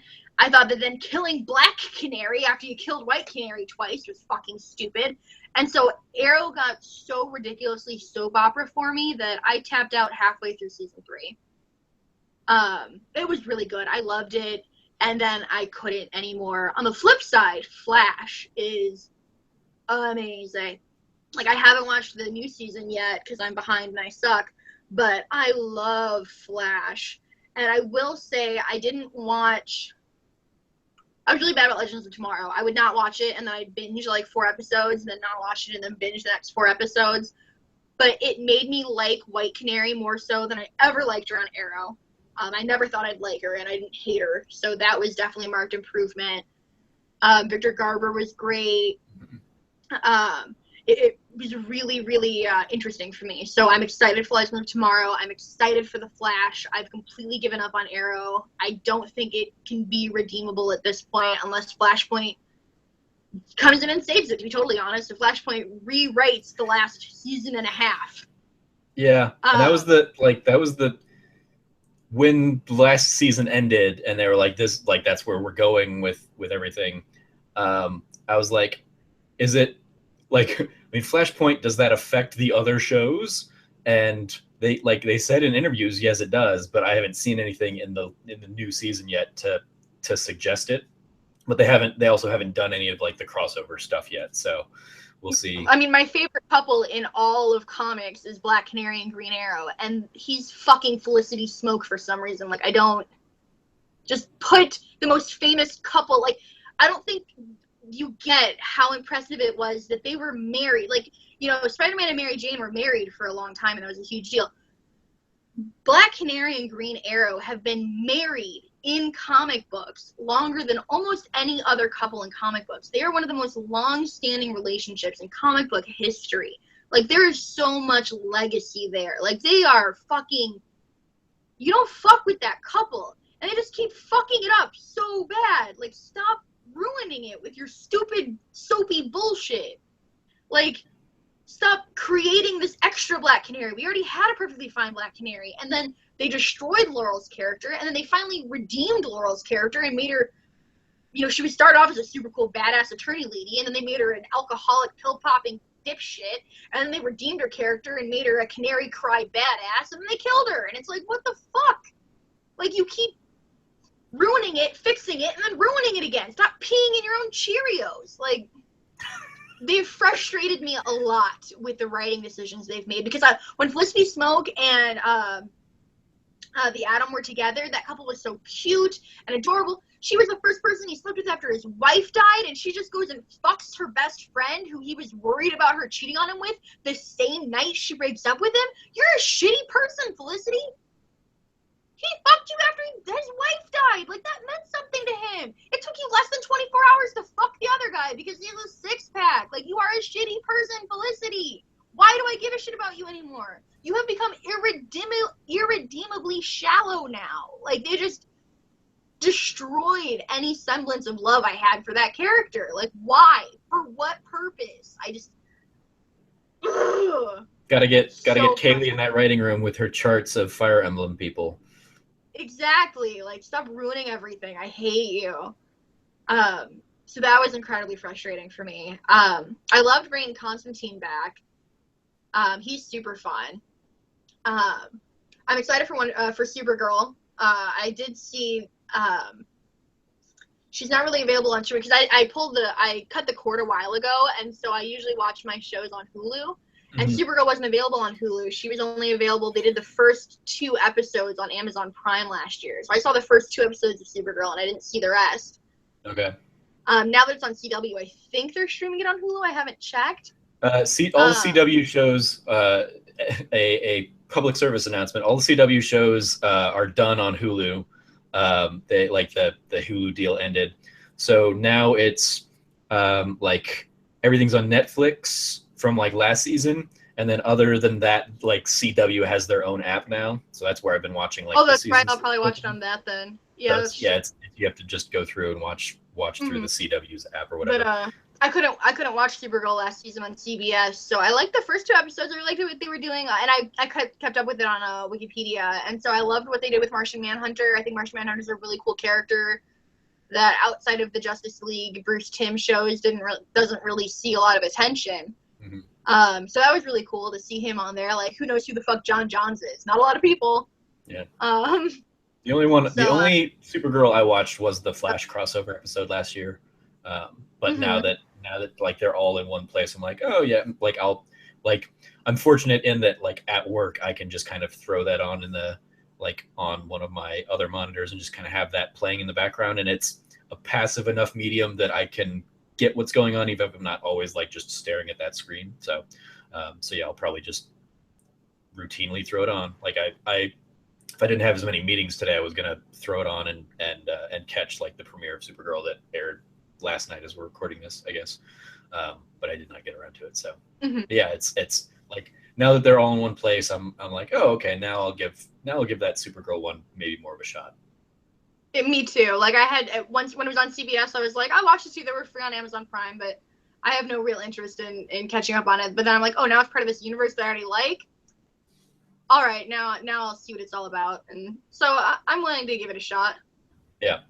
So you still, in terms of like the comics continuity, you're still kind of keeping up with a lot of those series. Yeah. So the new I call it the new 52. The new relaunch that they did, kind of like, I wouldn't call it a. Uh-oh. Points people ask Greg Miller and stuff a lot, I want to get into comics, when's a good place to start? And so for the last couple of years I've always said start at the first run issues of the New 52, like it's made as a starting point. Well, now they've done a new kind of jumping on point, so to speak, and so they've started a couple new runs of comics and stuff like that. So if anybody's looking to get into comics now, they just started a new jumping on point this year. And so that is what I would recommend. If you're going to get into comics, do it now. And do this jumping on point because things are really cool. Wonder Woman's been great since the New 52 launched. It's gotten, it can kind of ebb and flow. But the first run of, 28, maybe more issues, was really solid, and Batman's just been stellar. Teen Titans started off really weak, which always breaks my heart. Like, that hurt. I wanted Teen Titans to be good for a really long time, but it's getting a lot better now. Red Hood, it used to be Red Hood and the Outlaws. Now it's Red Hood and Arsenal. Red Hood and Arsenal is really cool. It's formerly Speedy from Green Arrow's sidekick, formerly of the Teen Titans as well. That's a really good one. There's all sorts of stuff that just kind of, people aren't dumb. Like, do you know who Superman is? Does he interest you? Do you want to read some Batman? Of course you want to read some damn Batman. But then there are other things like, I'm trying to go off the top of my head. Just they have these different combinations. So, like, you know, Wonder Woman and Superman were dating for a long time, so they had a Wonder Woman Superman crossover book. That was really well received. Things like that.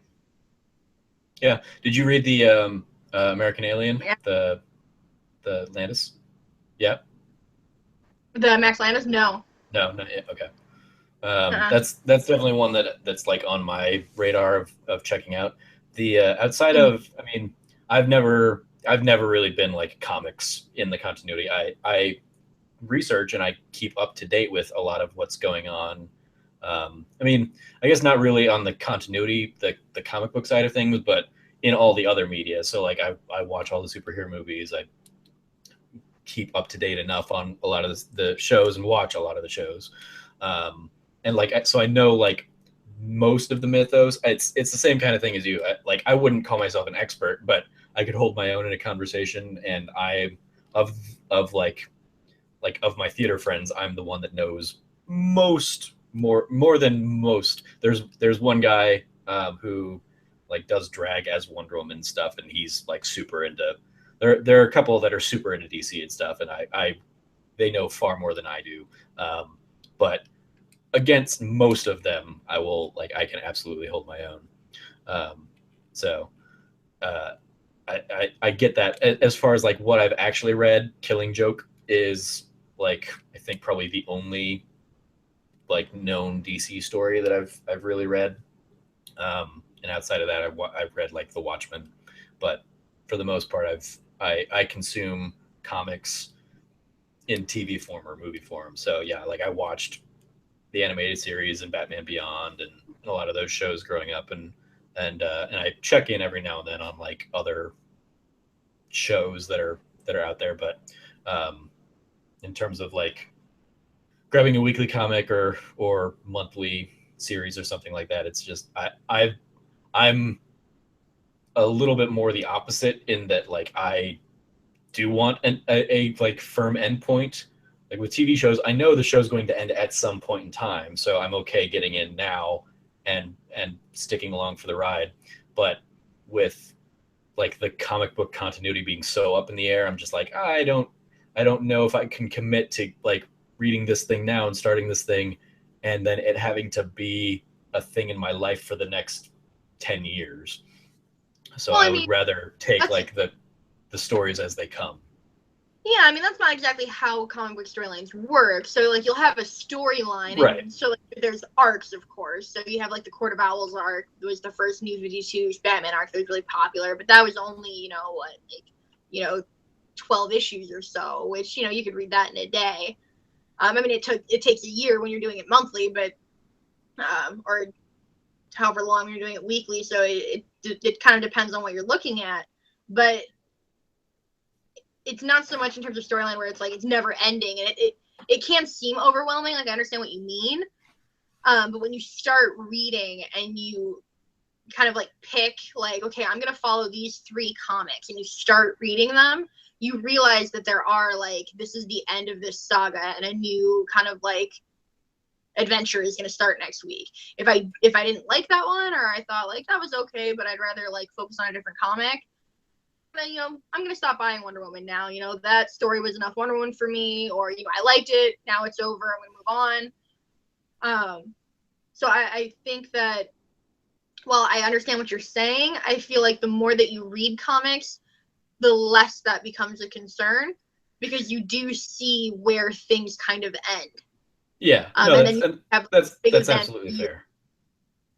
Mm-hmm. I think it's also or like those like one shot stories and things like that. Yeah, I think that's the stuff that is just more appealing to me. Is I already have enough other things on my plate that adding one more thing that I need to then remember to pick up next month or whatever the case may be, or I mean, if I'm doing it digital, I'm sure I can automatically subscribe to those things or whatever. But it's the same as like the Telltale games where I like if I'm really focused on it, I'll know when the next episode comes out and I'll try and like jump on it right there. But if I'm distracted and looking at something else, like episode 2 and 3 are going to come out, and then by the time episode 4 comes out, I'm like, oh, I've got all those other things that I still need to go and get through. Screw it, I'll just wait until the whole thing is done and I'll play through the whole series. It's that I would much rather have the I forget the terminology. Is it the trades where it's like here's the whole run all in one thing? Yeah. Yeah, the trades. Yeah, that's the my preferred method of consumption. Just like I mean, yeah, it's the binge methodology. I'd rather have like give me the full story now, and then I'll do it. But also for me, reading is so like that's probably my least engaging form of entertainment in these days. I would much rather listen to something or watch a show or like do anything but read. That it's something has to go above and beyond to get me to sit down and read it after years and years of reading plays after plays after plays. I'm just like, I'm kind of burnt out on reading for the most part. And I'm not, I wish I were more interested in reading. I'm just not. I have to spend, I can't read and do something else at the same time for the most part. And I'm always trying to like multitask as much as I can. So I will play a game while I'm listening to a podcast, or like I'll have a game on while I'm listening to a show or something like that, where I definitely get that. I mean, I come from things. Yeah, I come from a voracious reading background, so I just have that innate love for it where I get sucked up into it.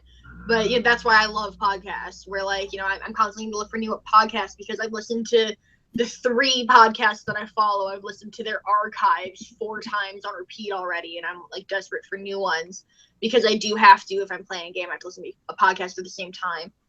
But I do have a special place in my heart for reading, and especially because comics to me are so low time commitment, because like for me, like I've had people get mad at me because like when I read manga, I can read a full like tankobon so quickly because I don't spend too much time looking at the art.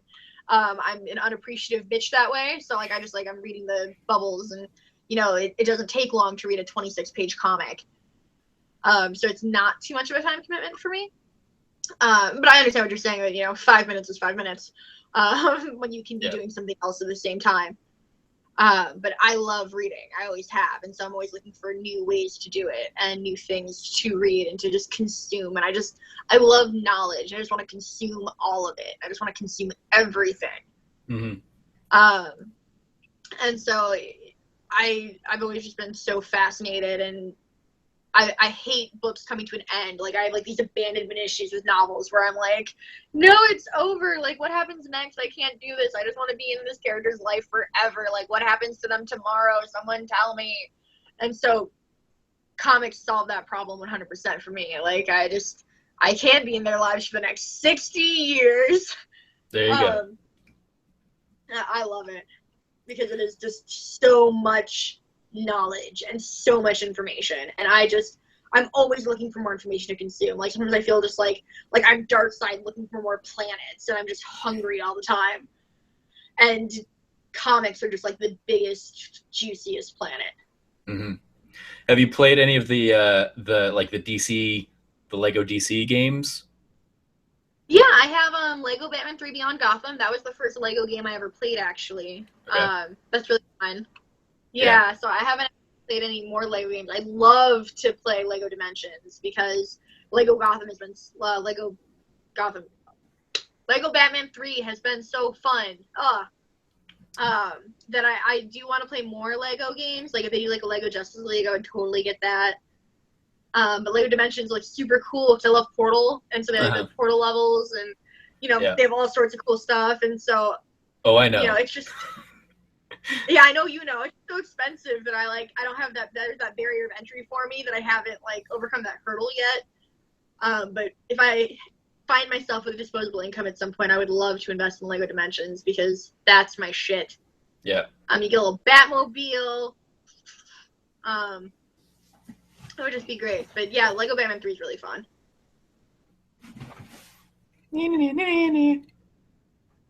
Shut up. You're a monster. I know. Yeah, it's great because like I mean the whole Lego Dimensions thing is the worlds are all combining and mashing up, and so you've got in the like the DC world in Lego Dimensions is like Metropolis and Gotham basically mashed into one. So it's kind of like Batman v Superman. um, so I can use that as a segue into the DC movies, which you are, yeah, there you go. The Greg Miller Batman v Superman is a good movie sign from Kind of Funny Live 2. Sorry, say something so it pops up and it's not just me looking at it. No, it's just you looking at it. Batman vs Superman is a good movie. There we go. Yeah, but like I'm saying you needed to say something so the audience could look at it. I know. Because in the video version that we'll export, it's just going to be me when it's me. They won't see the little bubble of you in the corner. So there, you got to see the sign from Kind of Funny Live 2. Everyone and everybody is craving Kind of Funny Live 2 content. So there you go. Funny Live they will go. That was at Kind of Funny Live 2 until Tim Geddes releases the video. You can always go and check my recap. Plug. So you're a fan of the DC movies as they've been coming out. Do you care to discuss that? Oh, we've talked about this so many times. I will talk about Batman vs Superman briefly with you, because we touched on this so many times. I loved the extended version first and foremost. Let's just say the extended version was far superior to theatrical. I liked the theatrical as well, but the extended answered so many questions that even I was like, well, that is a little bit confusing. But watching the extended, I was like, oh, it's because they edited out the part where it made sense. Now it makes even more sense than it did before. I thought Batman vs Superman did what it needed to do for me. And what it needed to do for me was make me go, this is a cool universe. I want to see what all the other heroes are doing. I want to see what happens next. I want to see the Justice League movie. I want to see what it looks like out in a fucking spaceship orbiting the goddamn Earth, being cool Justice League guys. Like, I want to see more. Like, it made me hungry. It made me want more. Because I really think the choices were cool. I want to see more Alfred. I want to see more of these characters. I want to figure out how Wonder Woman's a million years old. I want to see what the fuck Chris Pine is doing, you know, like Agent Carter style, where she's 90 on her deathbed. Like, I want to see old Chris Pine with prosthetic makeup on. Like, you know, that there's a lot of, oh my god, oh, I want someone to chop his hand off and put a hook on it. That's my favorite Aquaman. Got the hook in the beard. He's a total badass. There you go. But, you know, Momoa, like, that Flash is so quippy and funny. Like, it really got me excited for more movie. And I think that the difference between the theatrical version and the extended version just hammered to the studio, hey, this would have been better if you let them do what the fuck they wanted. So with the Justice League movie, maybe just let them do what the fuck they want. And so I really think that, like, the fact that, and Suicide Squad was a less superior film than BVS, and I'm just going to touch on it briefly because I don't want to talk about Suicide Squad anymore. I did a whole podcast about Suicide Squad. I've talked to death about that movie. There's going to be an extended version. Assuming the extended version is going to be even better than the traditional, because that seems to be the pattern here. The pattern seems to be that the original film was better, and editing out all the shit that makes it make sense. So, yes, they're making these longer movies. I like longer movies. Like, yeah, it's 3 hours. I don't care. I'd watch it if it was 4 hours because I love this. Fascinating. And as a comic book fan, there was so much in it where it's like, you know, Injustice fucking Superman with the armbands, and I'm freaking out because Ezra Miller Flash is clearly running in from the future to warn Batman, and he's like, oh no, I'm here too early. And I'm like, oh my god, he's running in from the future. Oh my god, this oh my god, this is going to be amazing.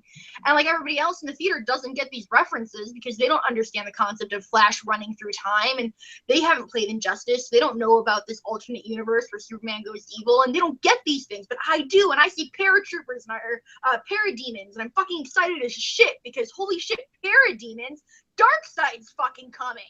And like, God.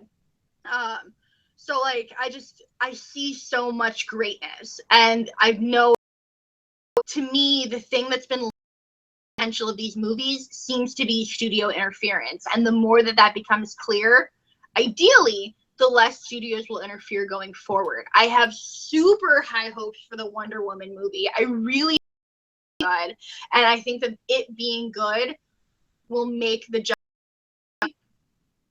get a lot more creative control, where it can be the film that it wants to be. And I feel like if Batman vs Superman was the film it wanted to be in the first place, and that extended cut was the cut that was released initially, they'd have started off on a much different footing, and their trajectory would be a lot better. At least my mouth was agape the last hour and a half of that film. I was just like, this is amazing. So like, I loved it to begin with, but the extended cut just made it that much better to me. Like, there was questions I didn't even know I had that it answered. Like, it was just so good. I've watched it 3 times, and it's a 3-hour long movie. So like I really feel like they're being hampered in ability to put out the movie that they wanted to make, the script was designed to make, and the movie that was filmed. And so I feel like the more creative control that they're given, because I like the direction they want to take the universe, once they're allowed to take it there, it's going to be brilliant. I thought that the Nolan films were a little too gritty and a little too realistic and didn't feel comic booky to me. And I feel like that, you don't want the Schumacher pure camp, but these films, to me, has such respect for the comic book medium. And you can say a lot of things about Snyder, but the that really bothers me as a complaint is whenever I hear someone say he doesn't have respect for the comic book medium. Because no one has more respect for the medium. No one cares more about the integrity of comic books adapted to film as Zack Snyder does as director. He perfectly take look at Watchmen and look care. Like, you might not agree with the direction, you might not agree with it, you can dislike it, that's fine. But to say that he care is just, to me, ignorant. Like, of course he cared.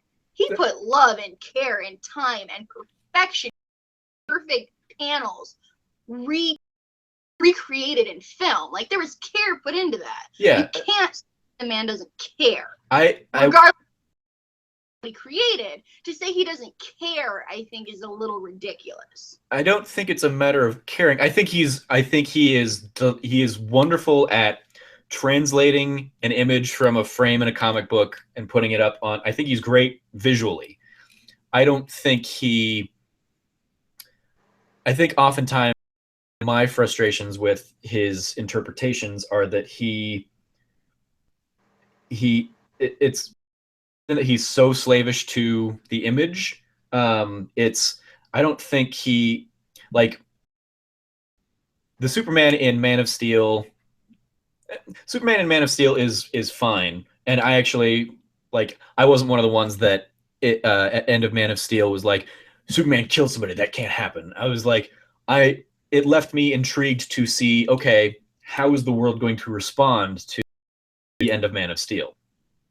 And then Batman v Superman came around, and I didn't like how, like, his approach to how the world responded to it.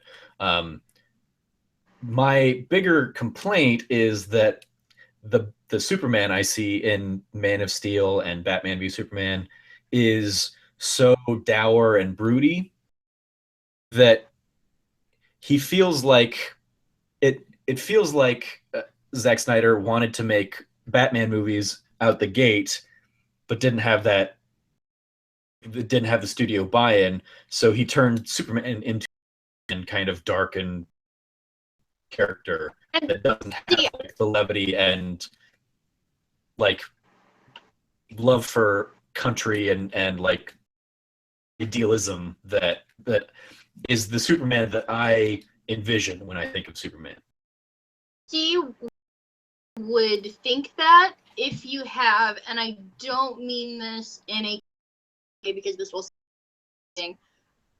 I can see where you would get that if you have a more superficial understanding of Superman as a comic book character. But to that, I would say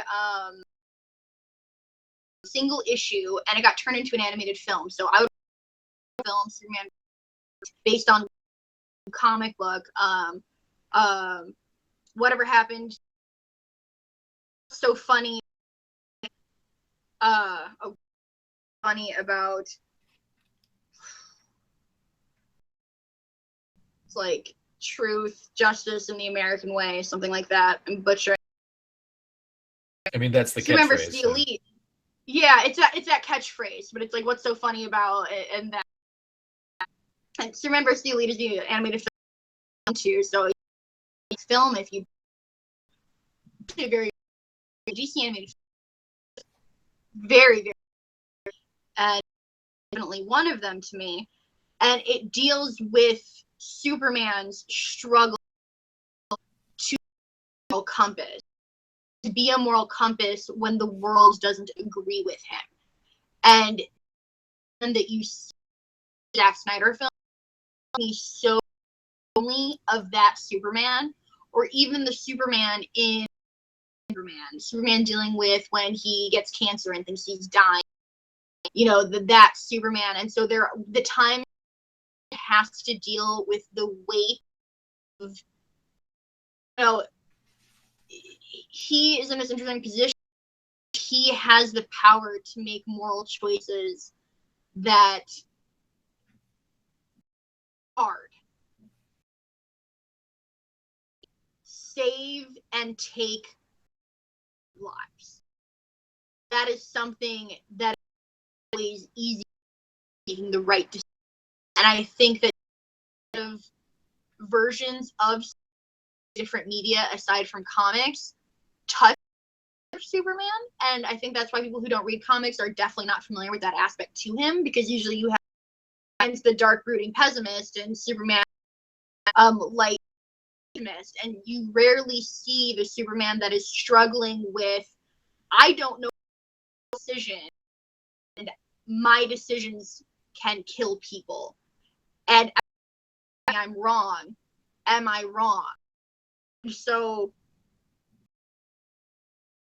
I really like exploring that struggle that he has and that darkness that he has, because Superman so rarely deals with his own darkness, especially non. He does, and he has a lot of very famous short runs and trades that deal with it, but not so much in other media. You're right, you don't really see Superman like that looking for it or read comics.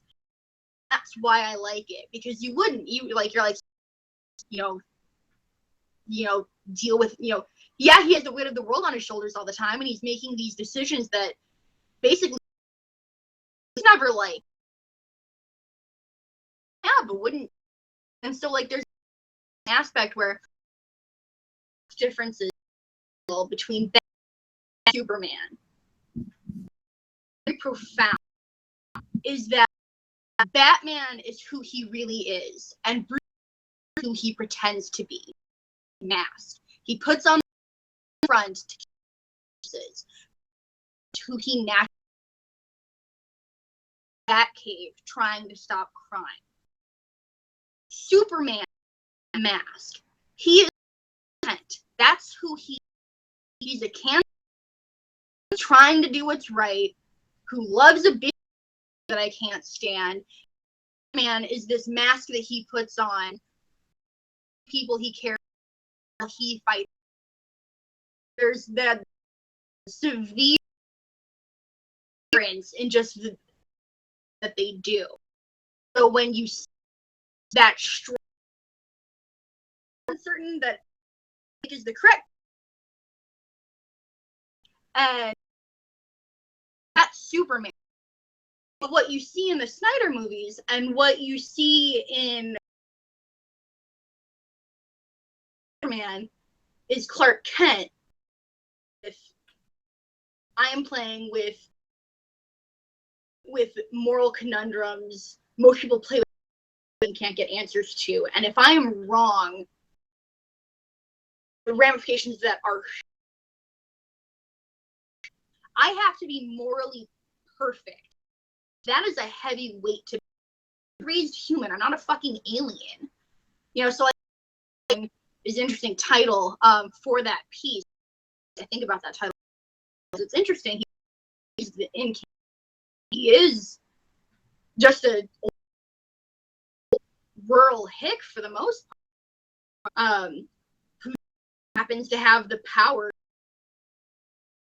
to change, and so he to incredibly strong and not waver decisions, and so can waver in those. It can be jarring and can be a little scary because you're not used to vulnerable. You can't afford to hesitate. So yeah, I understand why it would. That's not the Superman. Dark and brooding. Kind of at his most, he's like that. You have a Superman relate to someone who's perfect. He's a god among relate to people. Like the reason that usually doesn't rank his favorite characters because he's hard to relate to. And I like seeing Superman. He becomes a man. Nice to see that he's a man. Hi there. Wearing a new outfit. If I've done well, like, it isn't too noticeable, but I first started recording this episode with Kaylie, with the third topic, and then my got the bed. So we had to reschedule, and she just moved across the. So scheduled doing this like the night now before part. Kaylie, feel free to say hi so they can see your.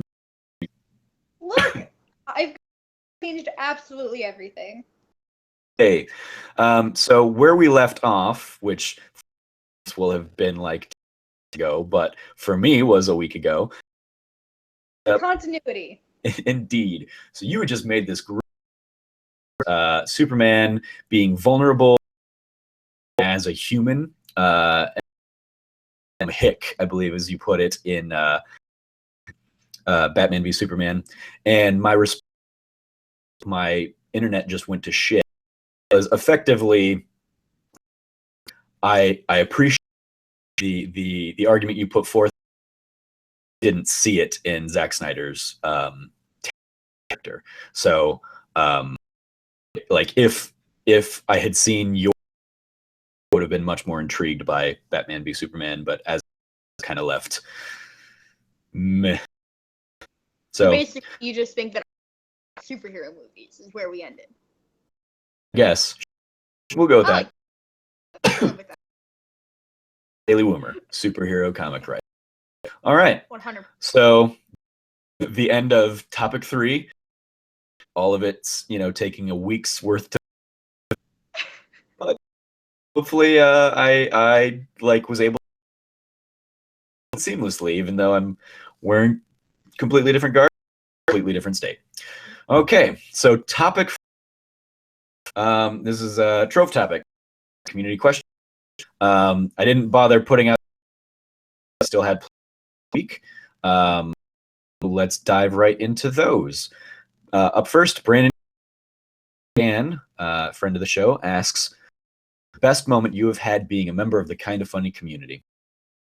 Really?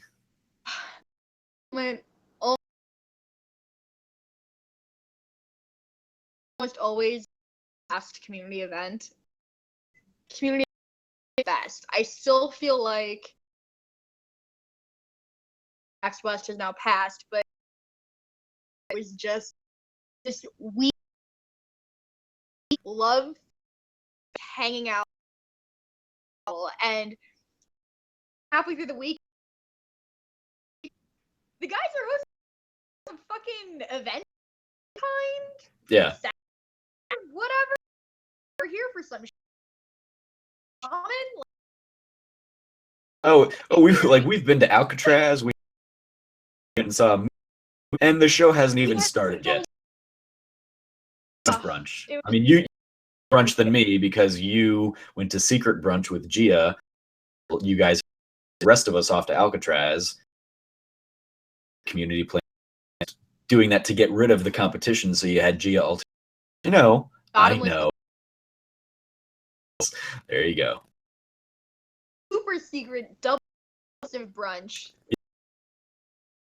Ladies only brunch. Yes. With ladies and then Zyger and me. The kind of honey brunch.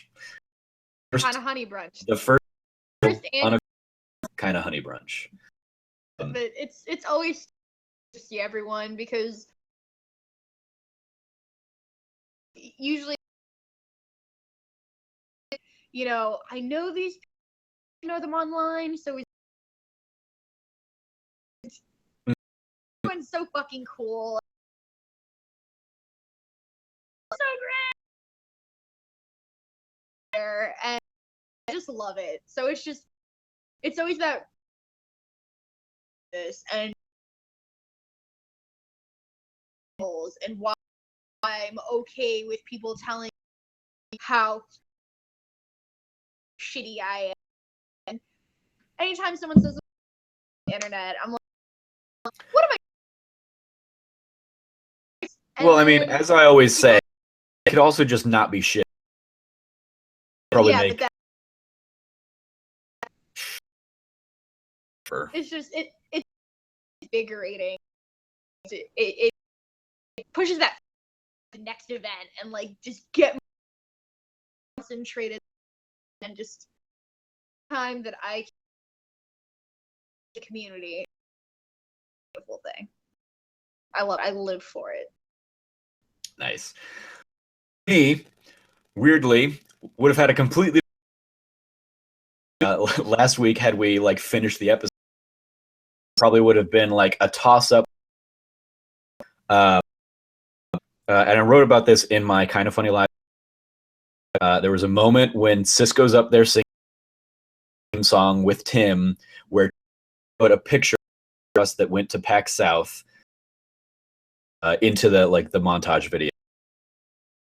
It was such a touching I saw that and I gushed with tears because I had helped make that happen. Just random like Destiny going to PAX at the end, early January is when this is happening, and within half an hour we'd into going, and we a group of with us, and we just kind of made this impromptu community get together in a completely different. It wasn't even going to be at. We made it happen. The picture from A and the fact that it was a great glued their Kind of Funny Live 2 event, and the Funny Live that was just, it hit me right in. Then the other was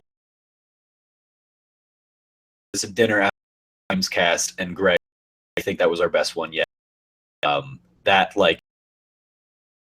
cast specifically to see if I could hold my own with and Tim. I mean, I love Tim, and I think he's incredibly come in wrangling them a little bit. So I was I want to do this. I'm going to test. And for Greg, have fit in great. I did a great job. It was the best show they'd done yet. All my hearts were aflutter. A toss-up between those two moments. Every time we get together is an incredible. But the new is last week. I and 20th anniversary party. Greg and I had worked it out. Greg had the Kind of Funny studio the next time I was in town as a kind of in the industry. He wanted me to see kind of what they were now. He kind of that he thing. It was because I'd been on the show, that and the support and stuff, and so do a quick tour of the show. And while I was there, I told him the exciting weeks ago I had been brought into the fold as an IGN freelance, but I was there with Andrew Goldfarb. Excited for that. For basically invited me on appearance in on Colin and Greg Live on Friday. He announced it on my behalf, but we got to like tell the kind of incredible, like all of this happened. It's incredibly supportive and community enough. Watching or listening, bothered to look at anything I opportunities because of, so thank you. Yes, you are absolutely camera, so you're seeing it too. And then to cap it all off that night, after I went into Kind of Funny there to the IGN like tour that they were doing, the First Fridays tour that they did for this party, and around a little bit and basically give me a story to write and with me and get me kind of familiar and comfortable with the process. That byline, Andrew kept saying, you know, and point to something and say, they gave me or Ewan McGregor saying do like two more as kind of set in between, and got to that was my so I got announcing to kind of the people here in this opportunity. I just kept any of the freelance writing. I mean, the most to me kind of 8 hours I had like this is what I did this. And I'm like a weird little golden boy in the to do this every time now. So that whole kind of for one moment. I can't wait to see.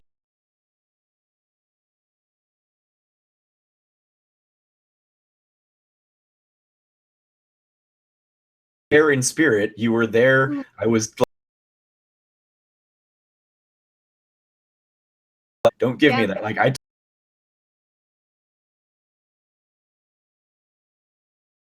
Facebook admins like. Admins. Like. Sassy ones to really see apart from outside for them to let me up. Pictures.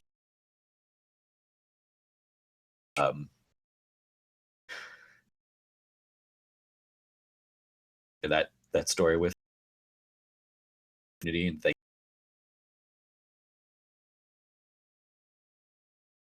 covers my Zyger 1337 fun event. So that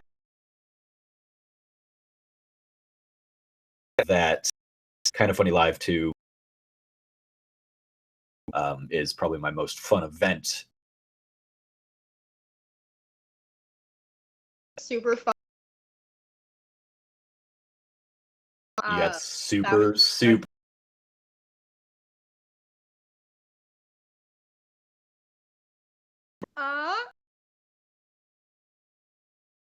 especially with And your my fucking filthy casual. And that then you'd bought like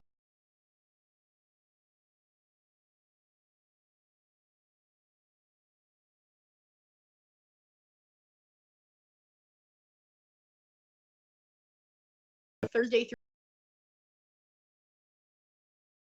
awesome and leaves before me. First thing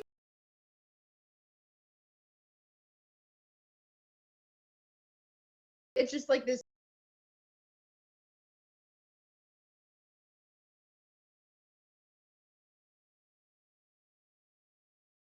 party.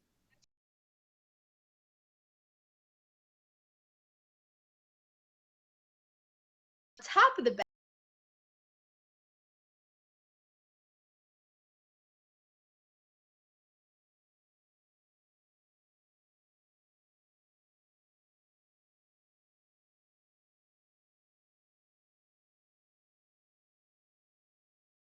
hi.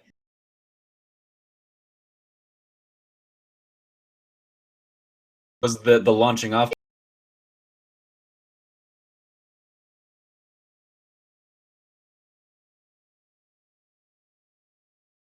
He's handed me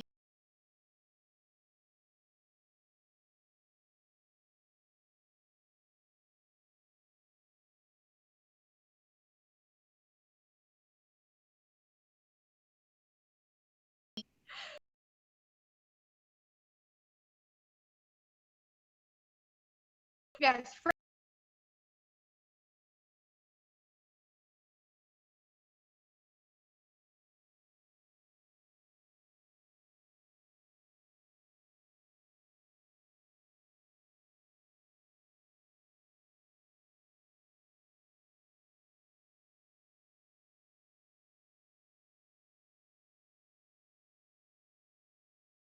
Tells me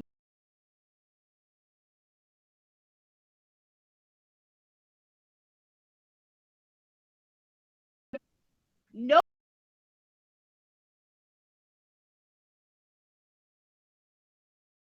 I mean, I that like they were cleaning up after the yes. So it's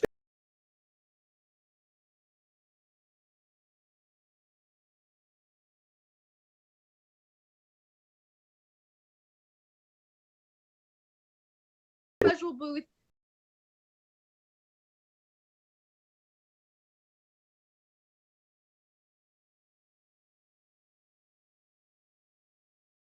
Memory from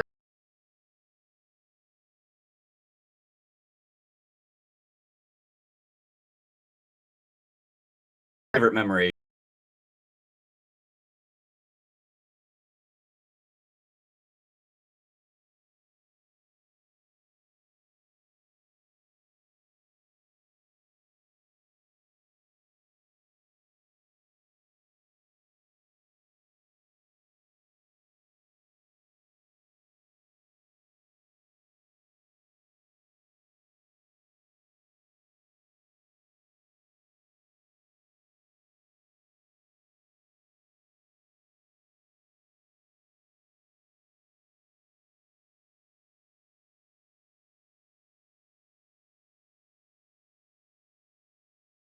Back then. Out of a PS. Woo. Zyger continues to ask, acting and engaging with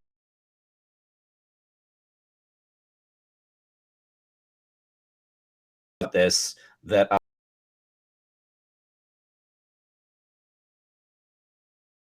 again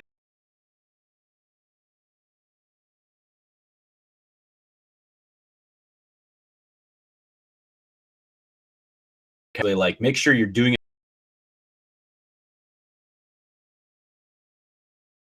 because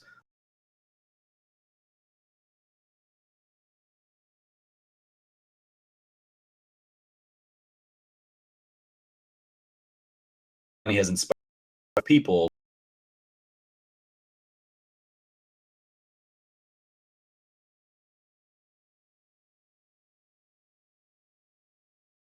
Everything.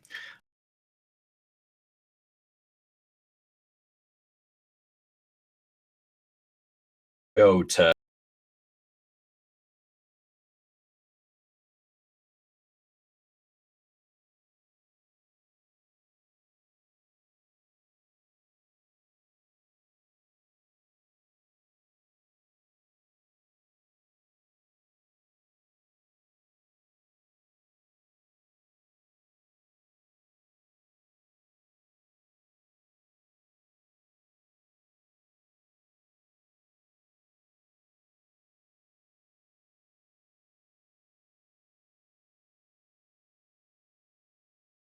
to be a lurker.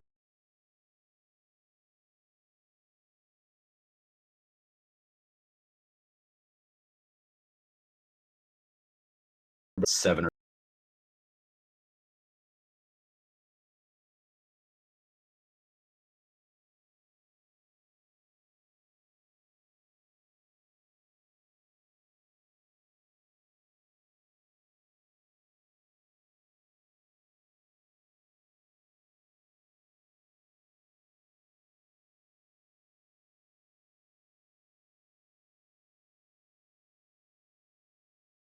like this.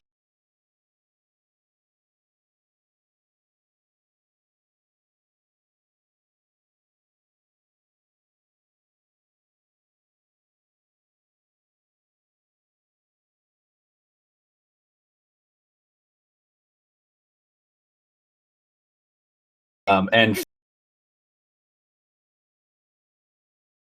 full of posts from like a that thing will come up and I'll like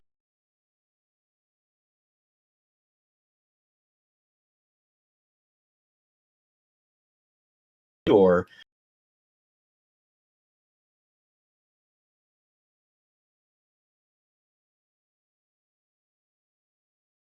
Tiger will be really surprised when he's like,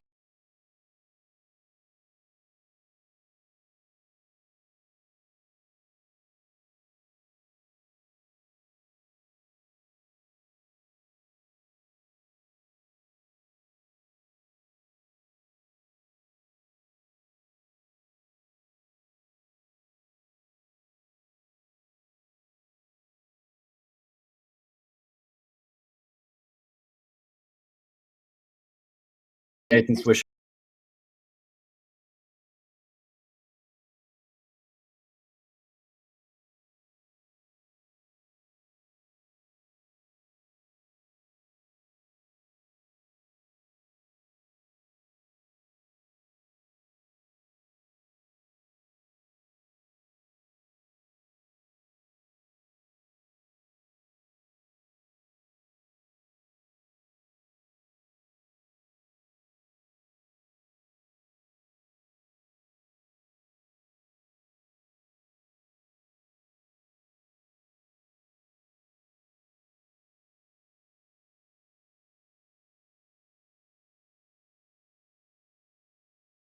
um,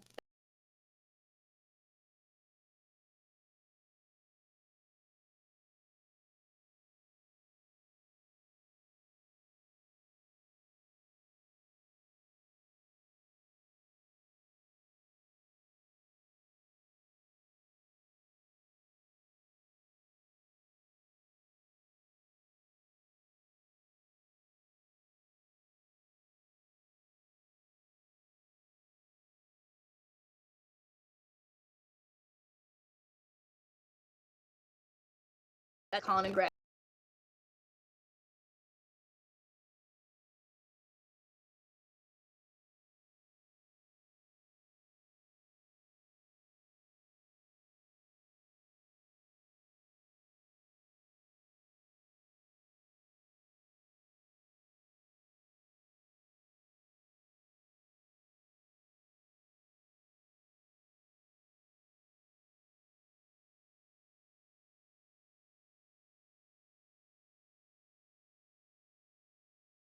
100 posts.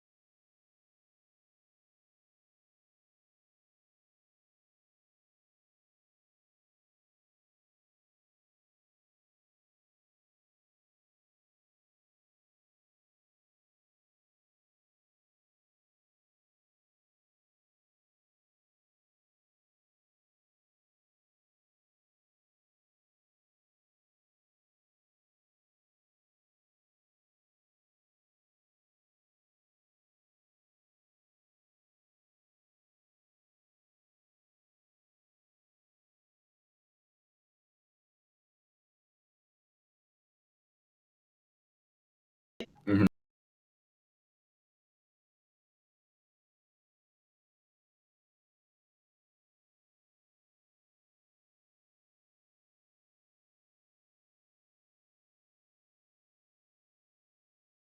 Because he's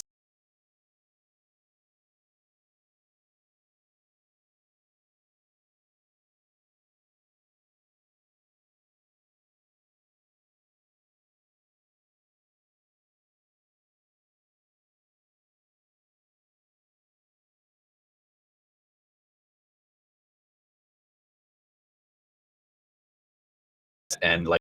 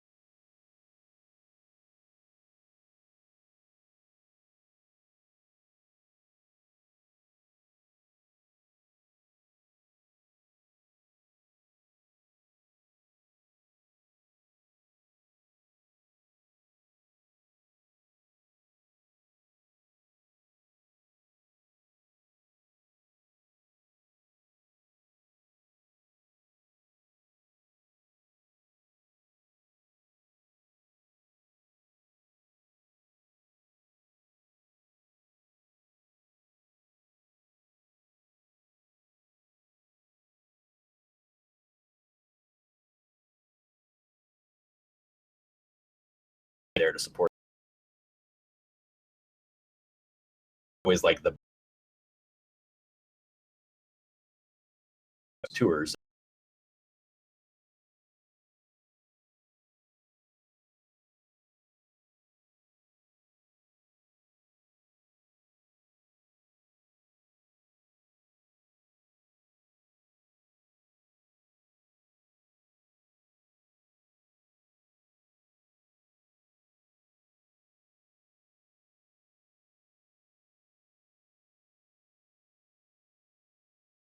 The beak.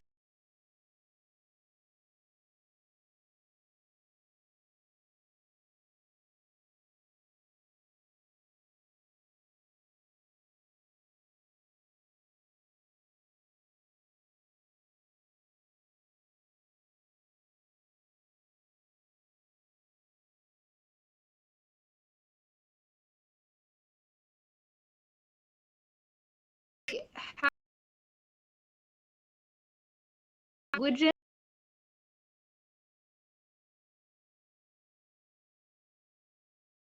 to just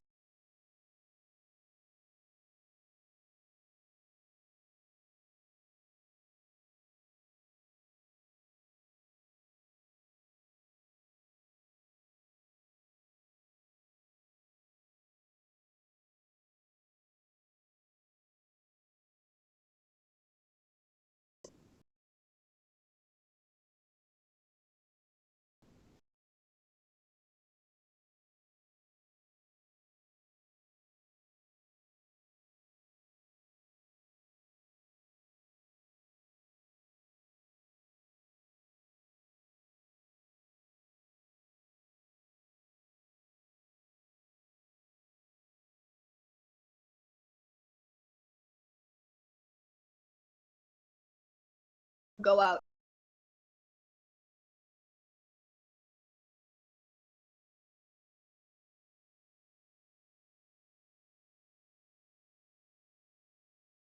And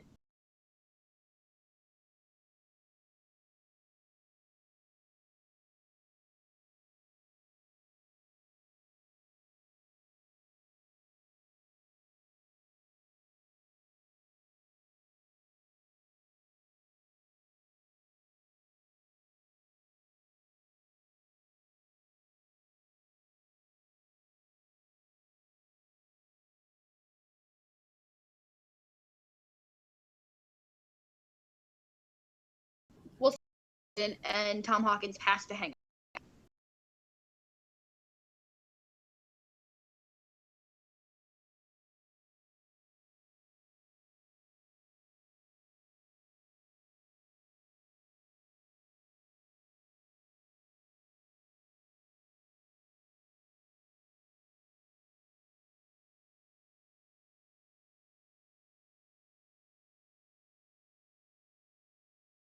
We talked to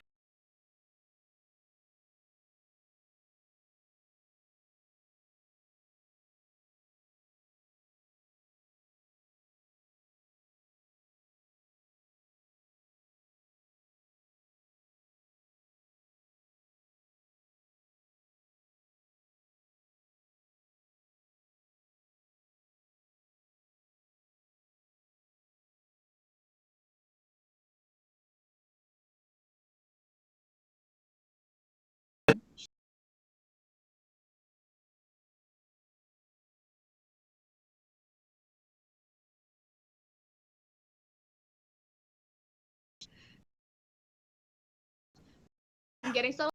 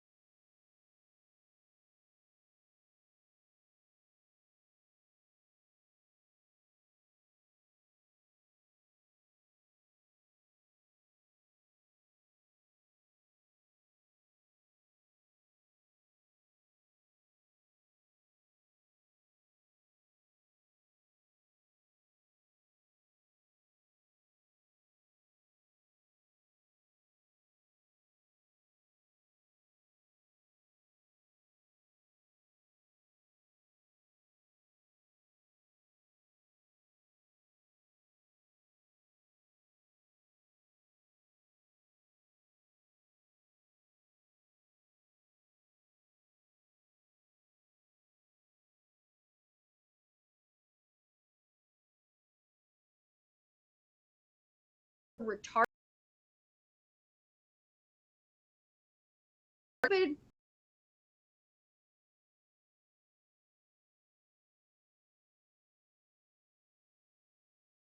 I was like,